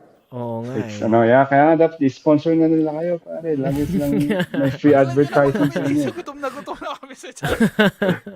Gusto na mo yung jump. No, yan. And kay Papa to eh. Sa Papa mo. I-share mo din yung experience ni Gab sa Spartan Race. All right, yeah, yung Spartan Race meron ding for kids. Oh, yan yung panganay. So yan yung panganay namin. Okay. So yung may time na nag-race din siya kasama ko. Yung kanya naman pambata na race. So ako nag-race and then after ko may race naman siya. So it could be a family event din yung Sprouting Oh. Weddings. Masarap na feeling, Ganda, no? Na no? nakikita mo yung anak mo, parang bonding nyo as father and son, di ba? Yes, pare, it's the best feeling. Kaya nga yung youth sports para sa household namin, sa family namin, it's a festivity, it's a sporting event. Nung nag-hockey siya, may arena dito na na malapit sa bahay namin. So pagka may game sila dito sa arena, ini-invite ko yung mga lolo niya, lola niya, ang aunties Mga niya, number one uncles fan niya. yan eh. Yeah, watching Yeah, I know. ata ngayon. No, watching with Yes. family daw. Pati yung wife ko, marami siyang mga pinsan dito eh. So lahat yun invited. So sikat nga kami sa team niya kasi lagi kaming magkakasama. May Ngayon support. ang dami namin. Isang Full barangay. support. Exactly, yung buong row ng arena covered namin. Nag-cheer. It's Nag-cheer. sa kanya. It's such a nice experience kasi pag naka-goal siya, alam mo sa hockey, magse-celebrate sila and then he's gonna skate towards the bench niya. He's raising his stick and then he's looking at the crowd. Ando kami lahat. Dapat ini-stamp niya yung mga walls. Just- Stamp Yeah, niyo. may mga horns, may mga lata na pang to make noise. It's a nice feeling na when you have a kid in sports and then you can cheer him or you can Pag cheer them. nanalo, It's the best Pag feeling. nanalo, syempre ititreat sa Jollibee. Apple Yes. Alvarado. kahit talo, Ayun. i-treat. Ano naman ang tinuturo mo sa anak mo once na sabi mo nga kahit natatalo, may treat na Jollibee. Pero syempre pag yung first defeat ng anak mo, how do you explain it to him na it's okay? Yeah. You have It's to every practice, every game kasi ako nung maliliit pa sila akong sumasama sa kanila. Nung 4 years old, 5 years old, 6 years old sa dressing room hindi pa nila kayang yung gears. isuot yung mga gears nila hindi pa nila kayang isuot. So every time simula nung maliit pa sila kinakausap ko yan na sabi ko I'm just gonna ask for 3 things. One is have fun. Number 2 is play safely. And number 3 is compete. So, do all those 3. That's all I can ask. And as a parent, yun lang din naman ang habol ko. Hindi ko habol na maging future Messi sila or future Ronaldo. Wayne Gretzky. I just wanna see na nagko-compete sila. Ako, sabi ko sa anak ko, enjoy. One word lang, enjoy, di ba? Yes, Yun yeah, yung have fun. pinaka-importante. Yeah, Kasi- make friends. Ang mga anak kasi natin, they want to make us proud eh. So, gusto Yeah. nila manalo, gusto nila mag-get yung top score. So, naiintindihan ko rin yun yung sa mga anak ko pagka ganun. Kunyari, daddy, hindi ko nakuha, so magiging sad siya kasi hindi niya. Parang syempre gusto niya maging Yeah. proud siya, yung parent, yung daddy niya. May ano niya sa'yo, di ba? Yeah. Yan ang mga sasabihin It's- mo lang is okay lang yan. Basta, it doesn't Yeah. matter. Basta yung ginawa mo, di ba? Mag-enjoy ka lang. Yan ang mga dapat. Yeah, exactly. Yeah. And minsan yung sport dito masyadong siniseryoso. Yung mga parents ganun din. Pagka naglagay ka ng anak mo sa sports, meron kang required as a parent na course na kailangan mong na tapusin bago mo ma-enroll sa sport yung anak mo. And dun sa course na yon, pinapaliwanag sa iyo na may mga philosophies yung yung youth sports na tayo bilang parents, meron tayong mga meron tayong failed dreams na nung bata tayo, gusto natin maging Yes. pro athlete, right?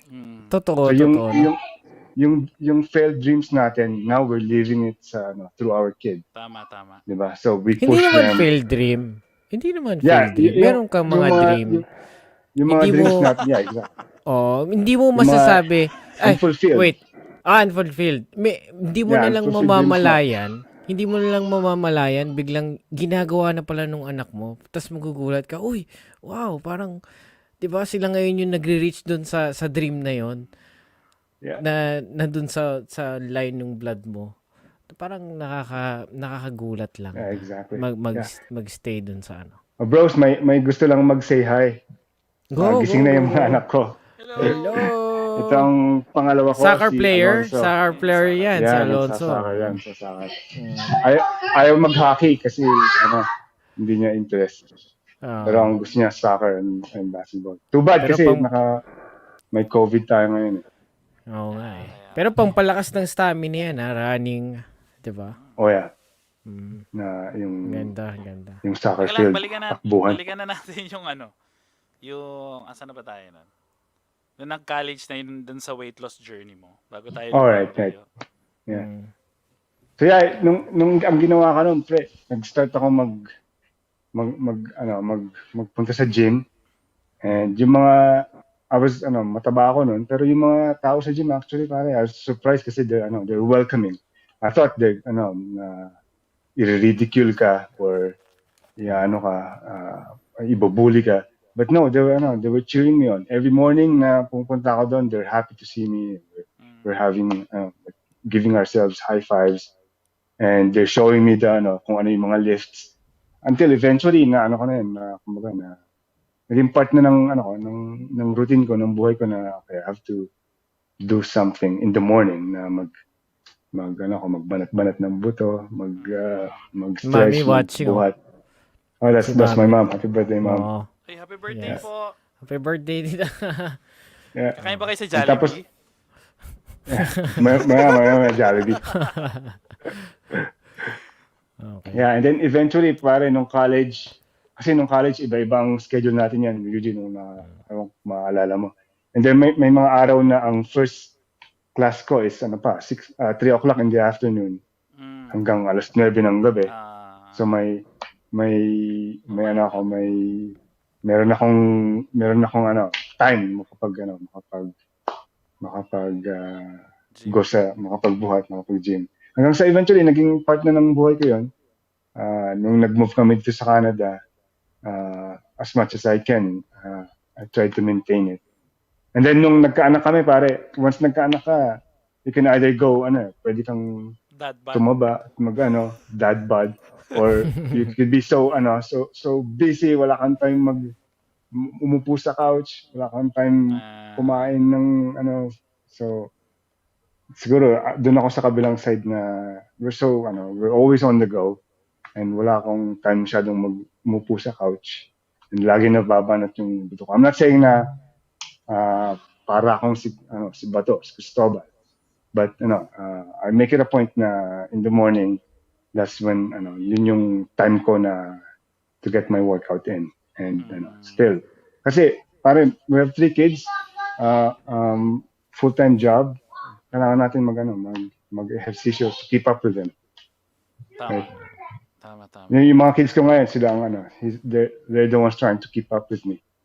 So, Yung round the clock mo, you wake up 3 a.m. Tapos ang dami mong gagawin sa bahay. Maghahatid ka ng mga bata, tapos papasok ka pa sa trabaho.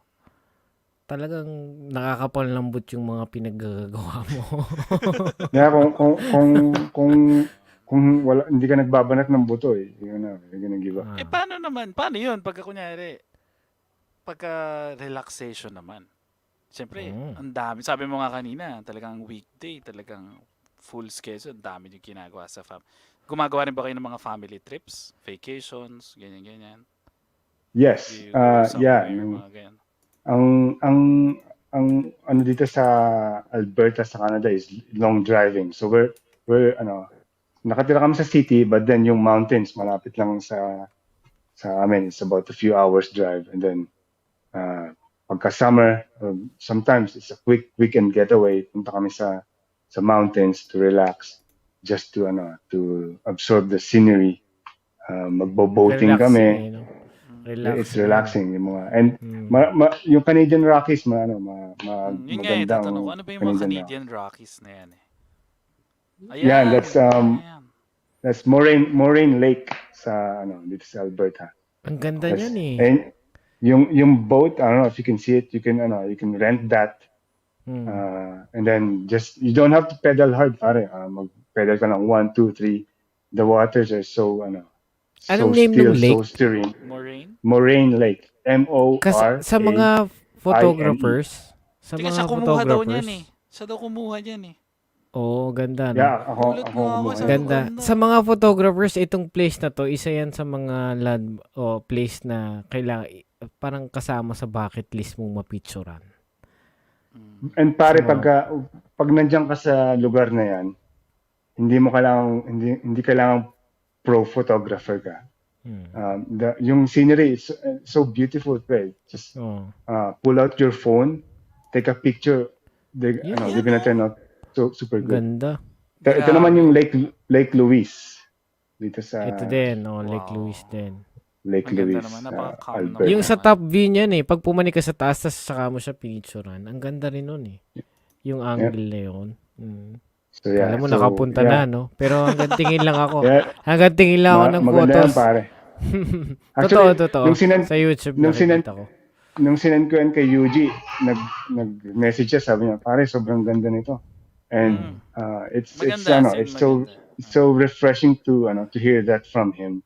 Kasi kami, taga rito kami, and yung ganyang scenery na nane-neglect namin, na downplay namin Tama. minsan, na Lake Mas Louise madalas or nyo na nakikita. Rockies. Parang ano na lang. Sawa na kami dyan. Pero now it's seeing it again, it's so beautiful. And we're so blessed na nakakapunta kami sa ganyan. Ilang seasons, so pwede kang bumalik dyan para mag-photo, di ba? Hugutin mo lang yung Yes. phone mo. Saka relaxing Titingnan mo pala yung picture. Yes, Napaka-relaxing sarap, na no? niya, di ba? Sarap no experience. Yeah, and pag nagda-drive kami sa mountains, as you approach the mountain, it doesn't feel like na you're driving towards the mountain. It feels like na yung mountain ang lumalapit sa'yo. And before you know it, nasa loob ka na ng mountain. And if you look sa right mo, it's a mountain. Sa left mo, there's mountain, as if you could touch them.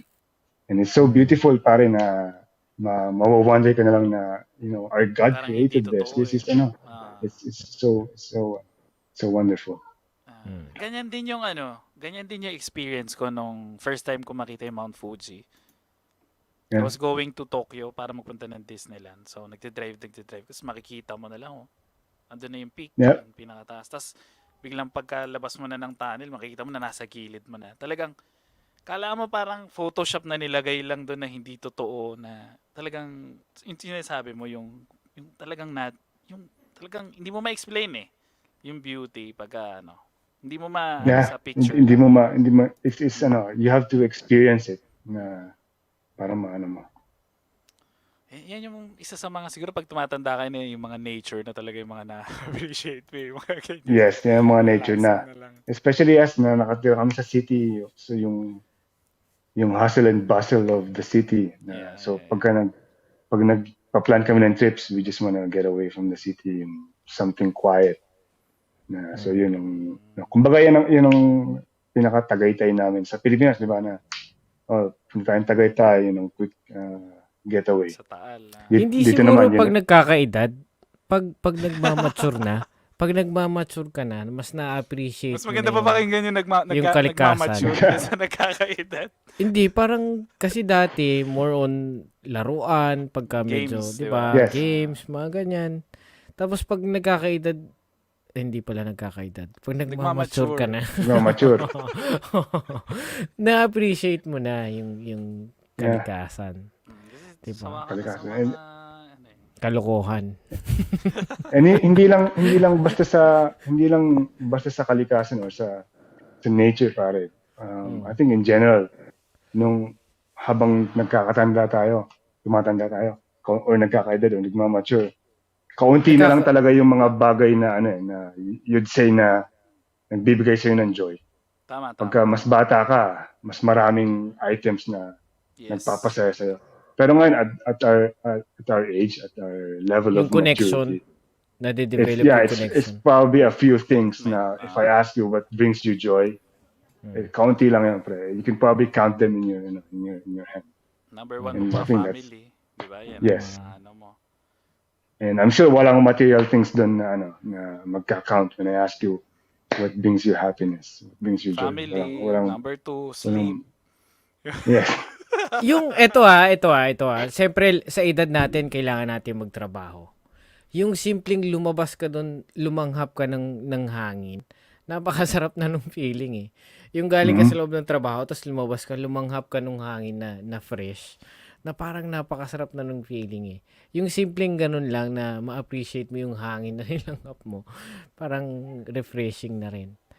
Ewan ko, I know, paano that's true. connection yun eh. Ang hirap i-explain, pero yun yung connection na sa simpleng hangin na nilanghap mo, iba yung feeling. Yeah, kasi ang workplace parang nakaka-suffocate talaga eh. It's, iba yung hangin sa, either, doesn't matter kung nasa office ka or nasa factory ka, kagaya ko nun, nasa butcher house ako. It's the same feeling na, yeah, I spent my whole day here. So paglabas mo, sarap. You have a break. Speaking ng yan, siyempre marami na tayo pinag-uusapan about sa Canada. Para sa iba, what is the best thing about, for you, what is the best thing about living in Canada? Tsaka, what is the worst thing naman in living in Canada? I think sa Canada yung just equal opportunity. It's so nice pare na to have that feeling na yung kapitbahay mo could be a doctor, could be a carpenter, or an accountant, or a businessman. Pero at the end of the day, we're all equal. Punta kami, Human. pareho, we go to the same grocery store. We punta kami sa the same na kung gusto naming mag-dine in, we can go at the same restaurant. And there's no judgment. Hindi kagaya sa Pilipinas na kita mo kung sino mga elite. Kita mo kung sino mga hindi masyadong mapalad.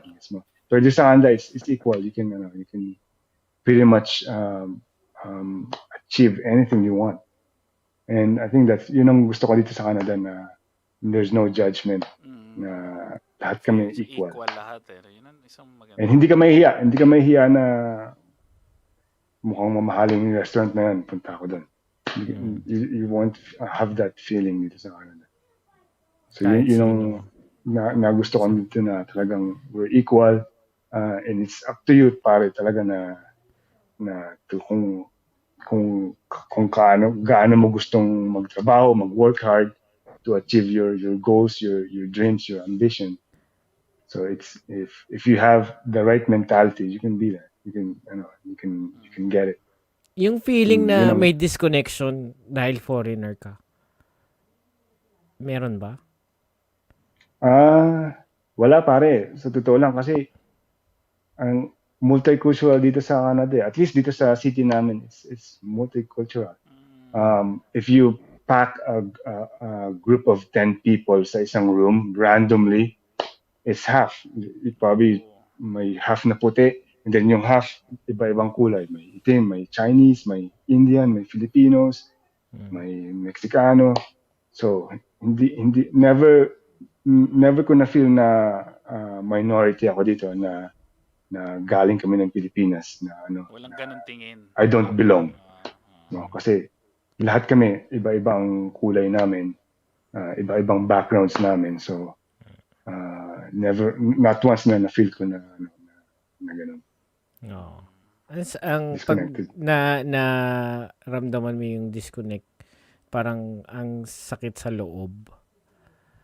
Pero Yeah. bukod dun sa disconnect, pag naramdaman mo yung winter, sabi ni Mr. Felipe, what about struggle during winter?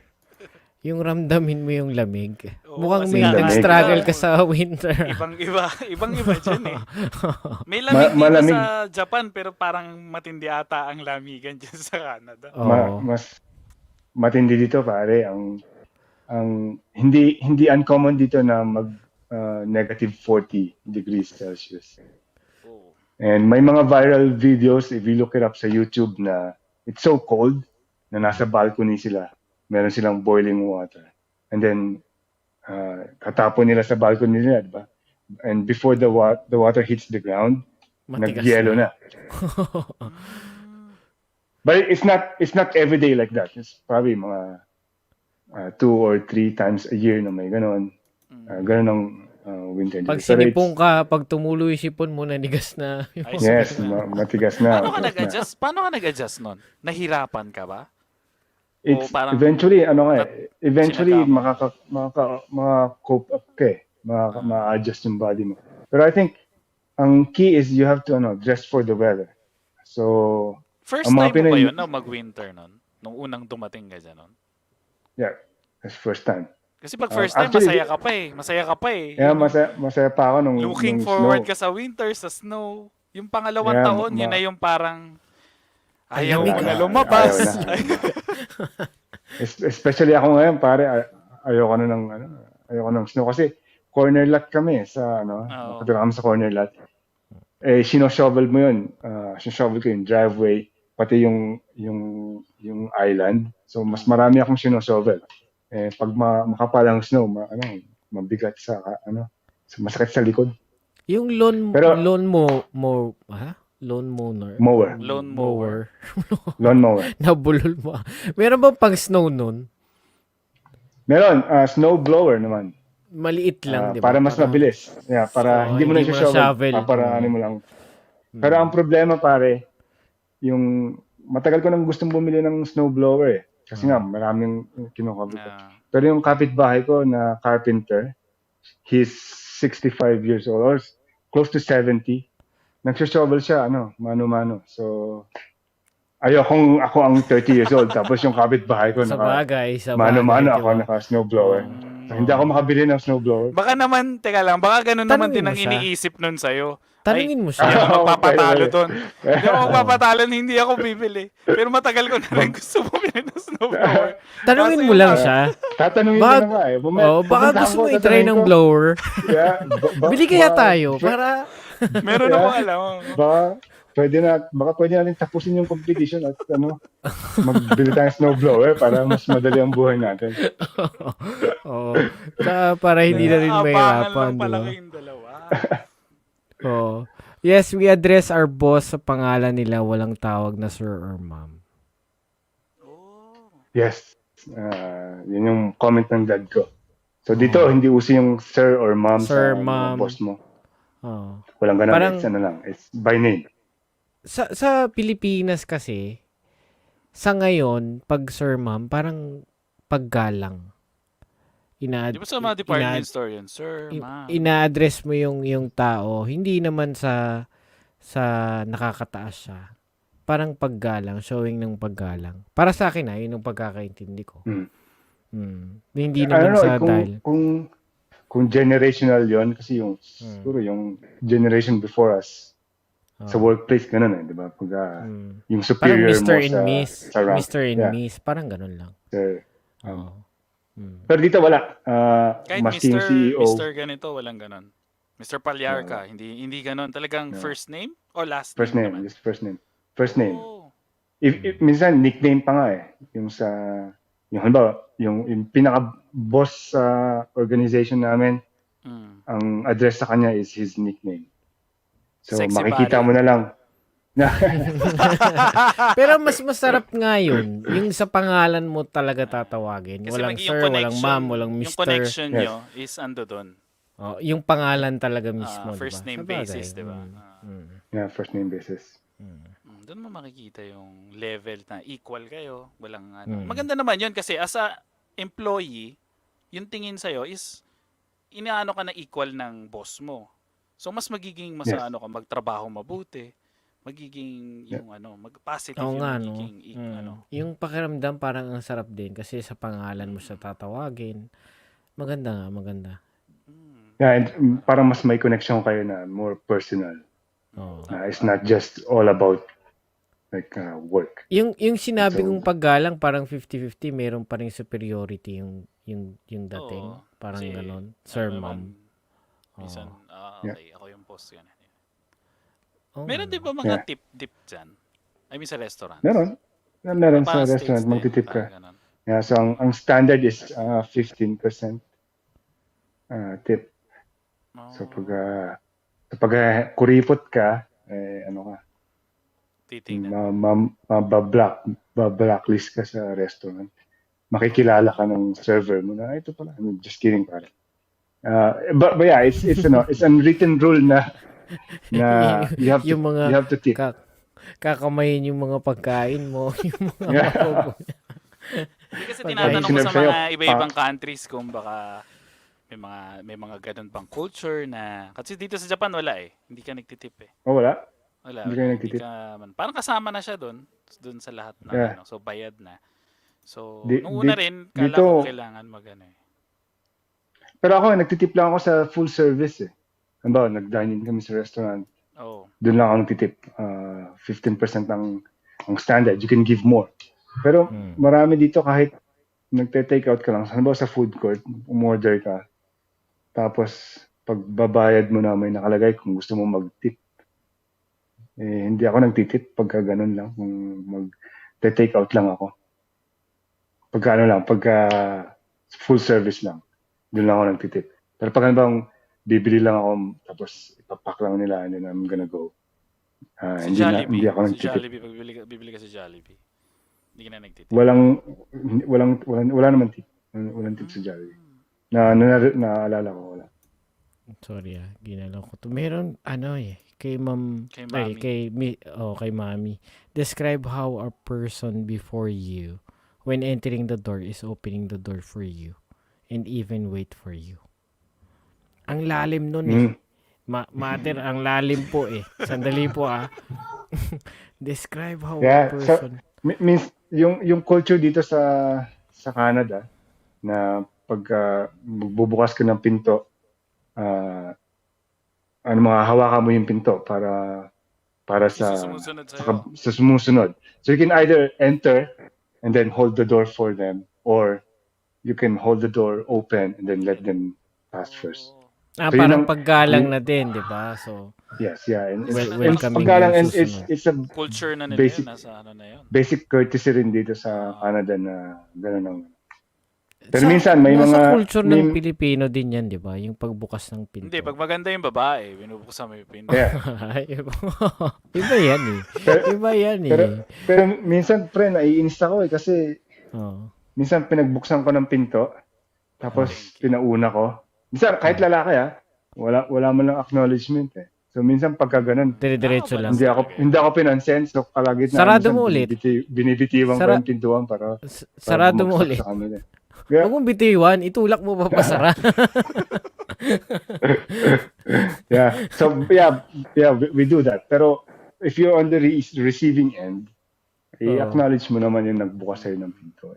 Thank Kahit you ka naman. tignan mo eye contact or you don't even have to say thank you. Mag-nod ka lang. Paano pagka yung sabi maganda yung pinagbuksan mo ng pinto pero hindi nag-acknowledge? Paano gagawin mo?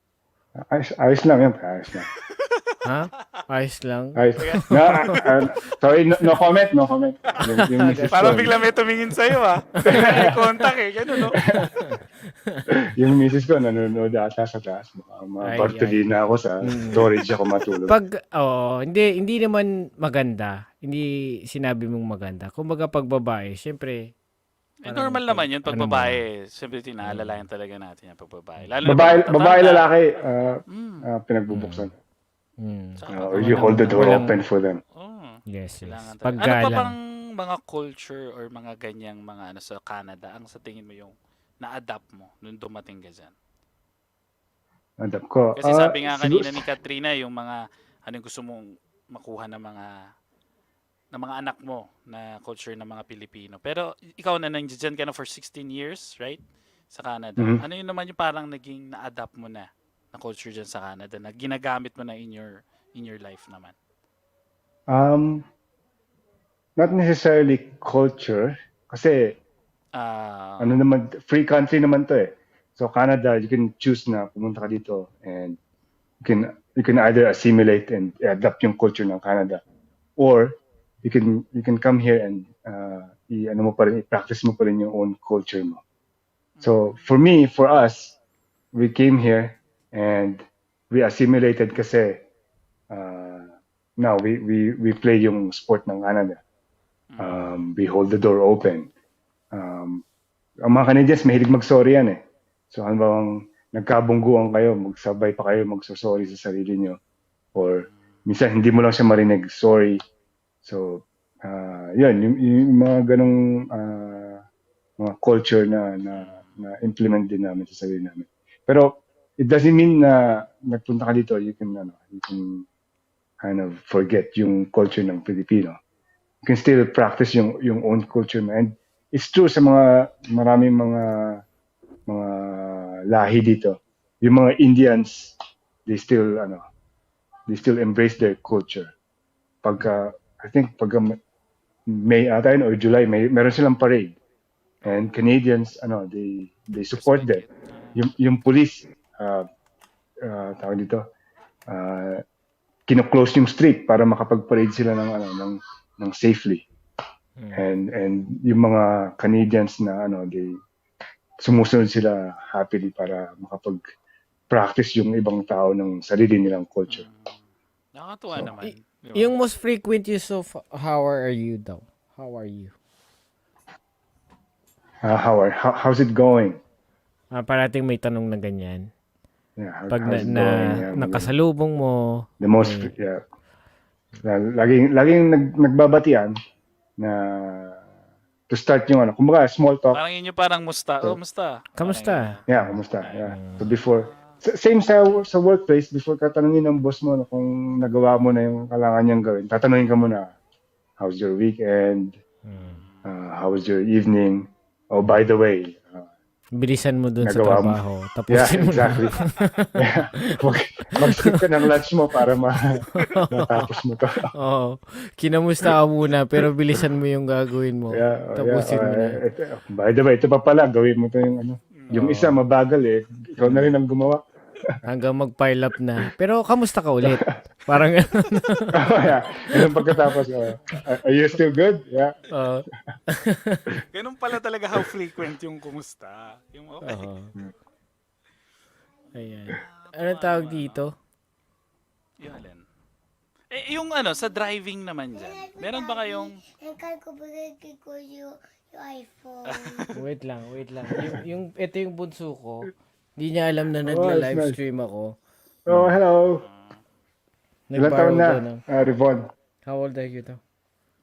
5 years old. 5 years old. 5 years old. 5 years old. Tanongin mo pangilan yung pangilan. Bunso mo yan, di ba? Bunso. Oo. Okay. Pang 7 Alam ko, Pang 7.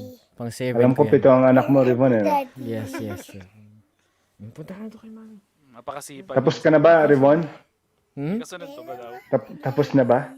Yes, oo naman. Hanggang 7 na lang? Hanggang 7 Sumagot na si lang. Mami. 4 years old lang daw. 4 years old lang. Full. Sa dami kasi medyo hindi ko siya... Sabi mami ako 5 years old. Oh, sabi daw hindi, 5 years old daw siya. O sige na, may kausap si daddy. Punta ko na daw kay mami. Going back dun sa driving. Sa inyo ba, ang driving, bumubusina ba dyan? Hindi. Hindi din no? Hindi bumubusina.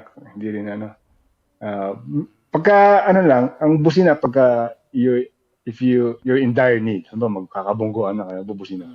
Pero Kaya kung hindi ka umaandar pagka-go na, yung mga ganun lang. Pipip. Yeah, pero bihira.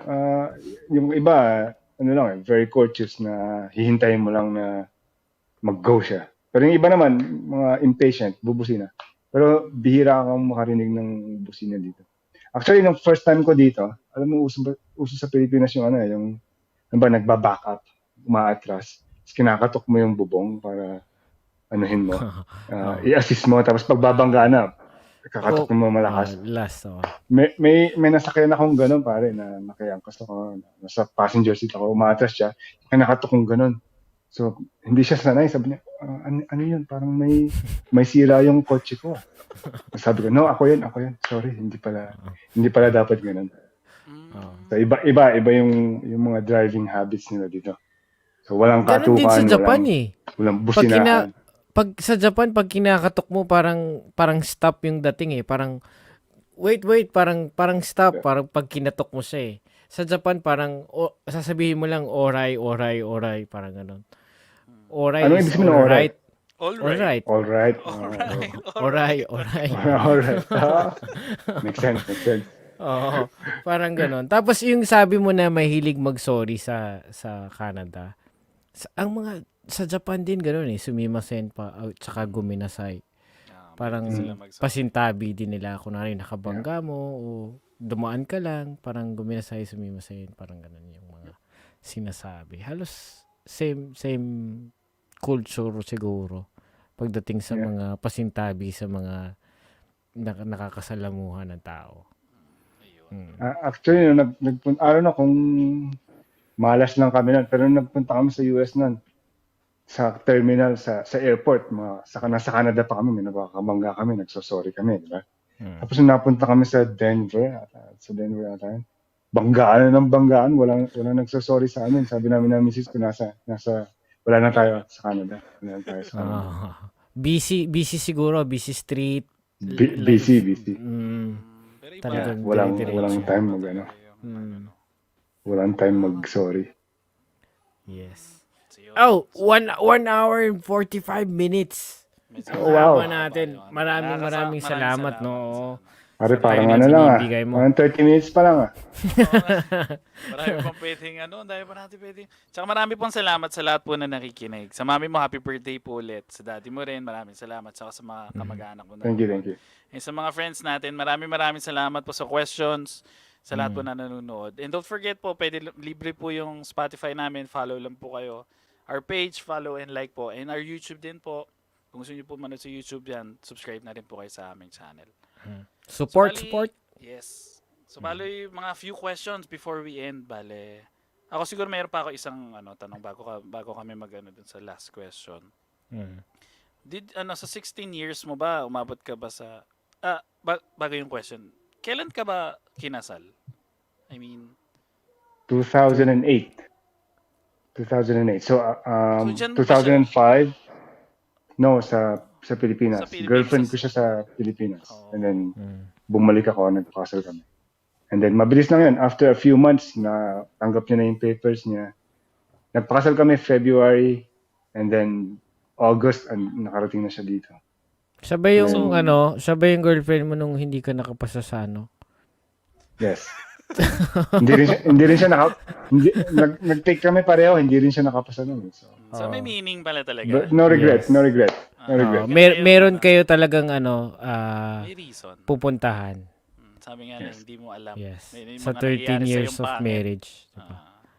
Kasi yung Meron kayo ang talaga. question ko kasi sana parang nagkaroon ba kayo ng reason? Kasi siyempre kasal na kayo, nandiyan na kayo. Nagkaroon ba kayong reason na parang napakahirap na bumalik tayo sa Pilipinas? May mga ganun ba kayo na No, actually, wala eh. Pero, maaga kaming nag-adulting ng asawa ko, #adulting. I think narinig ko first time yan sa show nyo, sa podcast nyo, yung #adulting. Maaga kami nag-adulting ng asawa ko eh. So, at 23, nagpakasal kami. At 25, we had our first child. Tapos 26, nakabili kami ng bahay, may mortgage kami. And then after 4 years, our second child. And then nakabili kami rin ng rental namin. So very young age, sanay na kami na maraming responsibility, and marami kaming pinagdaanan in between. Pero sabi ko nga dun sa yung wife ko, she's my best friend, she's my forever partner. So siya parehong support system namin dalawa. Na pagka may pinagdadaanan kami is either sa work or personal life namin, we talk to each other. So I don't remember now we're prepared to give up and go back home. Pero maraming conversations na in between mahirap sa amin na, dalawa. sobrang ang hirap na anong gagawin. Yes, yeah, na we know na we're both hurting, we're both hirap kami, but we give Keeping support strong. to each other. Yeah. Keeping strong. And then- Ang Support ganda naman ng talaga. steps. Ang ganda ng steps ng journey nila, Parang planado na kinasal nung taon na to, nagkaanak ng taon na to, Tsaka dalawa. dahan-dahan nagkabahay. Ang ganda ng journey. Tsaka yung Yeah, talagang it's kayong dalawa it's God's plan. Dalawa yung sabay niyo Yes. binild yung kung ano yung meron kayo. Binild niyo ng dalawa. Yeah. So, Ito, yung may support may system. may magka-cameo, pre. Ito ang Ay! Bunso. ito ang bunso Ah, Sa namin. tingin mo magiging sport niyan? Sa tingin mo? Hindi namin alam, pero i-try TikToker. namin lahat. TikToker. No, sport ba yun? Hindi ba? E-sports na raw. Baka sa gaming. Hindi, pero outdoor. Hindi. Hello.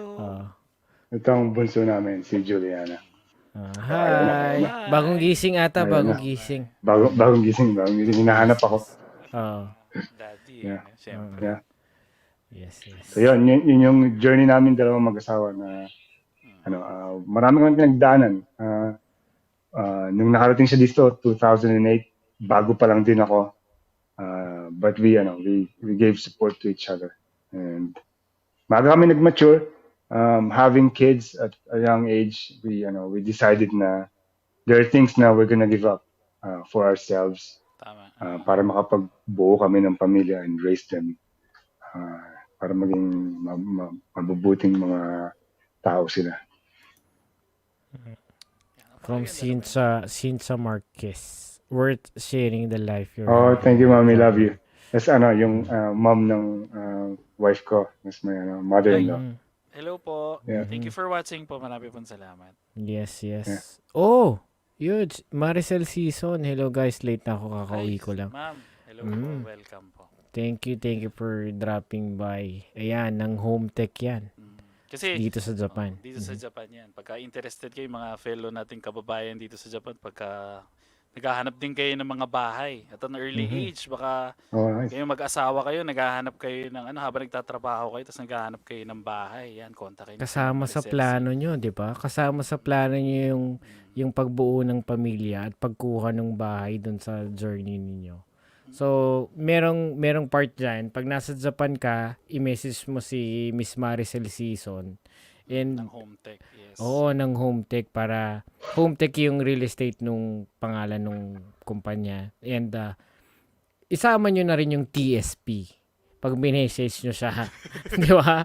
Na Hindi kasi, coming ako from si-share ko lang, Kasi, Kasi siguro yun sa'yo, kasi nga English yun sa Canada madali. Dito kasi sa Japan nung ako nagkaroon ako ng agent pa tawag doon o broker. Basta yung nakaano ng bahay ko. Nakabili naman ako ng bahay pero ang hirap na hindi mo naiintindihan yung system ng Japan, how to buy, yung loaning, yung mga rules, ano yung mga kailangan mo, requirements. So maganda yung meron kang kababayan na tutulong sa'yo na maraming alam no sa doubt, system. pare. Di ba? I agree, pare, kasi na-experience ko dito. Mahirap ang buhay sa abroad, lalo na pag nag-uumpisa ka. And yung kausap ko, English, nagkakaintindihan kami. And still, pinagdaanan ko pa rin yung mga hardships, yung mga struggles. What more sa country na ibang language. Oo ka na lang. hindi kayo magkaintindihan. Tsaka Diba? may mga benefits na hindi mo alam na pwede mo pala makuha na hindi naman na sinishare. May mga ganon na sana, di ba, kung alam ko lang, na-meet ko na sana si Ma'am Maricel noon, di sana, So, sa mga kababayan natin dito sa Japan, if interested po kayo, yan, kontakin niyo po si Ma'am Maricel. Matutulungan po kayo niyan. Pagka, Totoo. kahanap po kayo Ang ng sarap ng bahay. feeling na magkaroon ng bahay talaga, di ba? Magkaroon ka ng sariling bahay. Pero may mahirap lang kasi sa Japan kasi dahil nga iba yung language and paano yung proseso, medyo mahirap. So, mas maganda na meron kang mag-a-assist sa'yo and tutulong talaga sa'yo mula umpisa hanggang sa matanggap mo yung susi. Malaking bagay yun para sa atin. I don't know kung generational din yun, bros, kasi yung generation natin and probably yung generations before natin, parang yun ang dream is to own a house, di ba? Pero yung mga generations ngayon, ayaw nilang bumili ng bahay kasi mas magastos pa yan. Bumortgage ka, may mga upkeep ka. Mas gusto na lang nilang mag-rent. And yung difference maybe is i-invest nila sa stock market or gamitin nila pang travel. Pero, yeah. Pero ngayon mo marirealize yan generation. ngayong COVID. Doon mo marirealize ngayon na maganda palang meron kang talaga nauuwihan na safe na bahay. Yes. Na, di ba? Tsaka, Yeah. alam mong hindi yung bini-invest mo lang kung saan-saan, di ba? Sayang naman kasi. Ayun. So, The GameStop. Yes. malaking pera yun. Sayang. So, yung last question natin. Ayan. Huge. Maraming salamat. Bago tayo mag-end ng question, bro. We really appreciate your time. Maraming salamat sa binigay mo sa amin. And sa mga Likewise. bago naming narinig na story from Canada. Marami kami nagiging guests from Canada, iba-ibang parts from Canada. Iba-iba yung mga stories nila. So maraming salamat din sa mga sinare mo, sa mga anak mo, yung experience mo, yung weight loss na pinagdaanan mo. Good for you, pare. At least maganda yan. Lalo na sa atin mga tatay, kailangan maging healthy tayo para sa mga anak natin. And sa Bad. yan, more blessings sa family mo. Yan. So bali, Likewise. Thank you, pare. yes. Maraming salamat. So bali, ang last question po natin, banggitin mo muna kay Mama Maricel bago ko Yes, oo, sabi ni Maricel Season, thank you po, tama po. Kayo Sir Yuji, mahirap kasi madami ang hindi nakakaalam ng rules and regulations, kaya thankful na nakaka-help na ako sa ibang kababayan natin. Totoo, no? Para mapaliwanag talaga sa atin yung mga tamang benepisyo o tamang proseso sa pagkuha ng bahay. Punta lang po kayo kay Mama Maricel. Sa Facebook lang po niya, saka Home Tech. Lalagay namin yan sa description para kung interested po kayo. Para meron po silang website, meron po silang Facebook page para makita niyo yung mga kababayan natin na talagang tinulungan po ni Mama Maricel. Marami na po siya natulungan, mga kaibigan po namin. Marami mga May mga Tsaka buong Japan testimonials yan din. di ba? Iba-ibang parts ng Japan, hindi lang dito sa Yes. So yun bro, bali ang ating last question, bali sa dami na na-accomplish mo na with your family, sa career mo, ano pa bang in 10 years bro, sana na nakikita mo yung sarili mo and your family? Yeah, in 10 years, siguro andito pa rin kami. May mga career aspirations kami, may mga retirement goals kami. But in 10 years, pare, and ang pinagdadasal na lang talaga namin constantly is, we want to raise godly children. Yung mga kids namin, they would grow up God-fearing, compassionate, loving, caring, respectful. And in 10 years, awa ng Diyos. And lagi namin pinagdadasal, God, help us na ma-reach tong goal namin. And that's all we can ask for, pare. Na in 10 years, meron na kaming 21-year-old, meron na kaming 16, and then meron kaming 10-year-old or 11-year-old daughter. So, malalaki na sila, and by that time, sana yung pinagdadasal namin magbunga. So yun lang namin, mahihiling pa namin. It's not about us anymore, it's all about the children. Yun lang ang mahihiling namin bilang mag-asawa. Maraming salamat. Ayan. Maraming salamat sa Ayos, time pare. na binigay mo sa amin. Sobra, no? Sobra. Appreciate. Maraming Baka meron ka salamat. pang gustong sabihin or banggitin, or meron ka pa bang gustong bago natin i-end? No.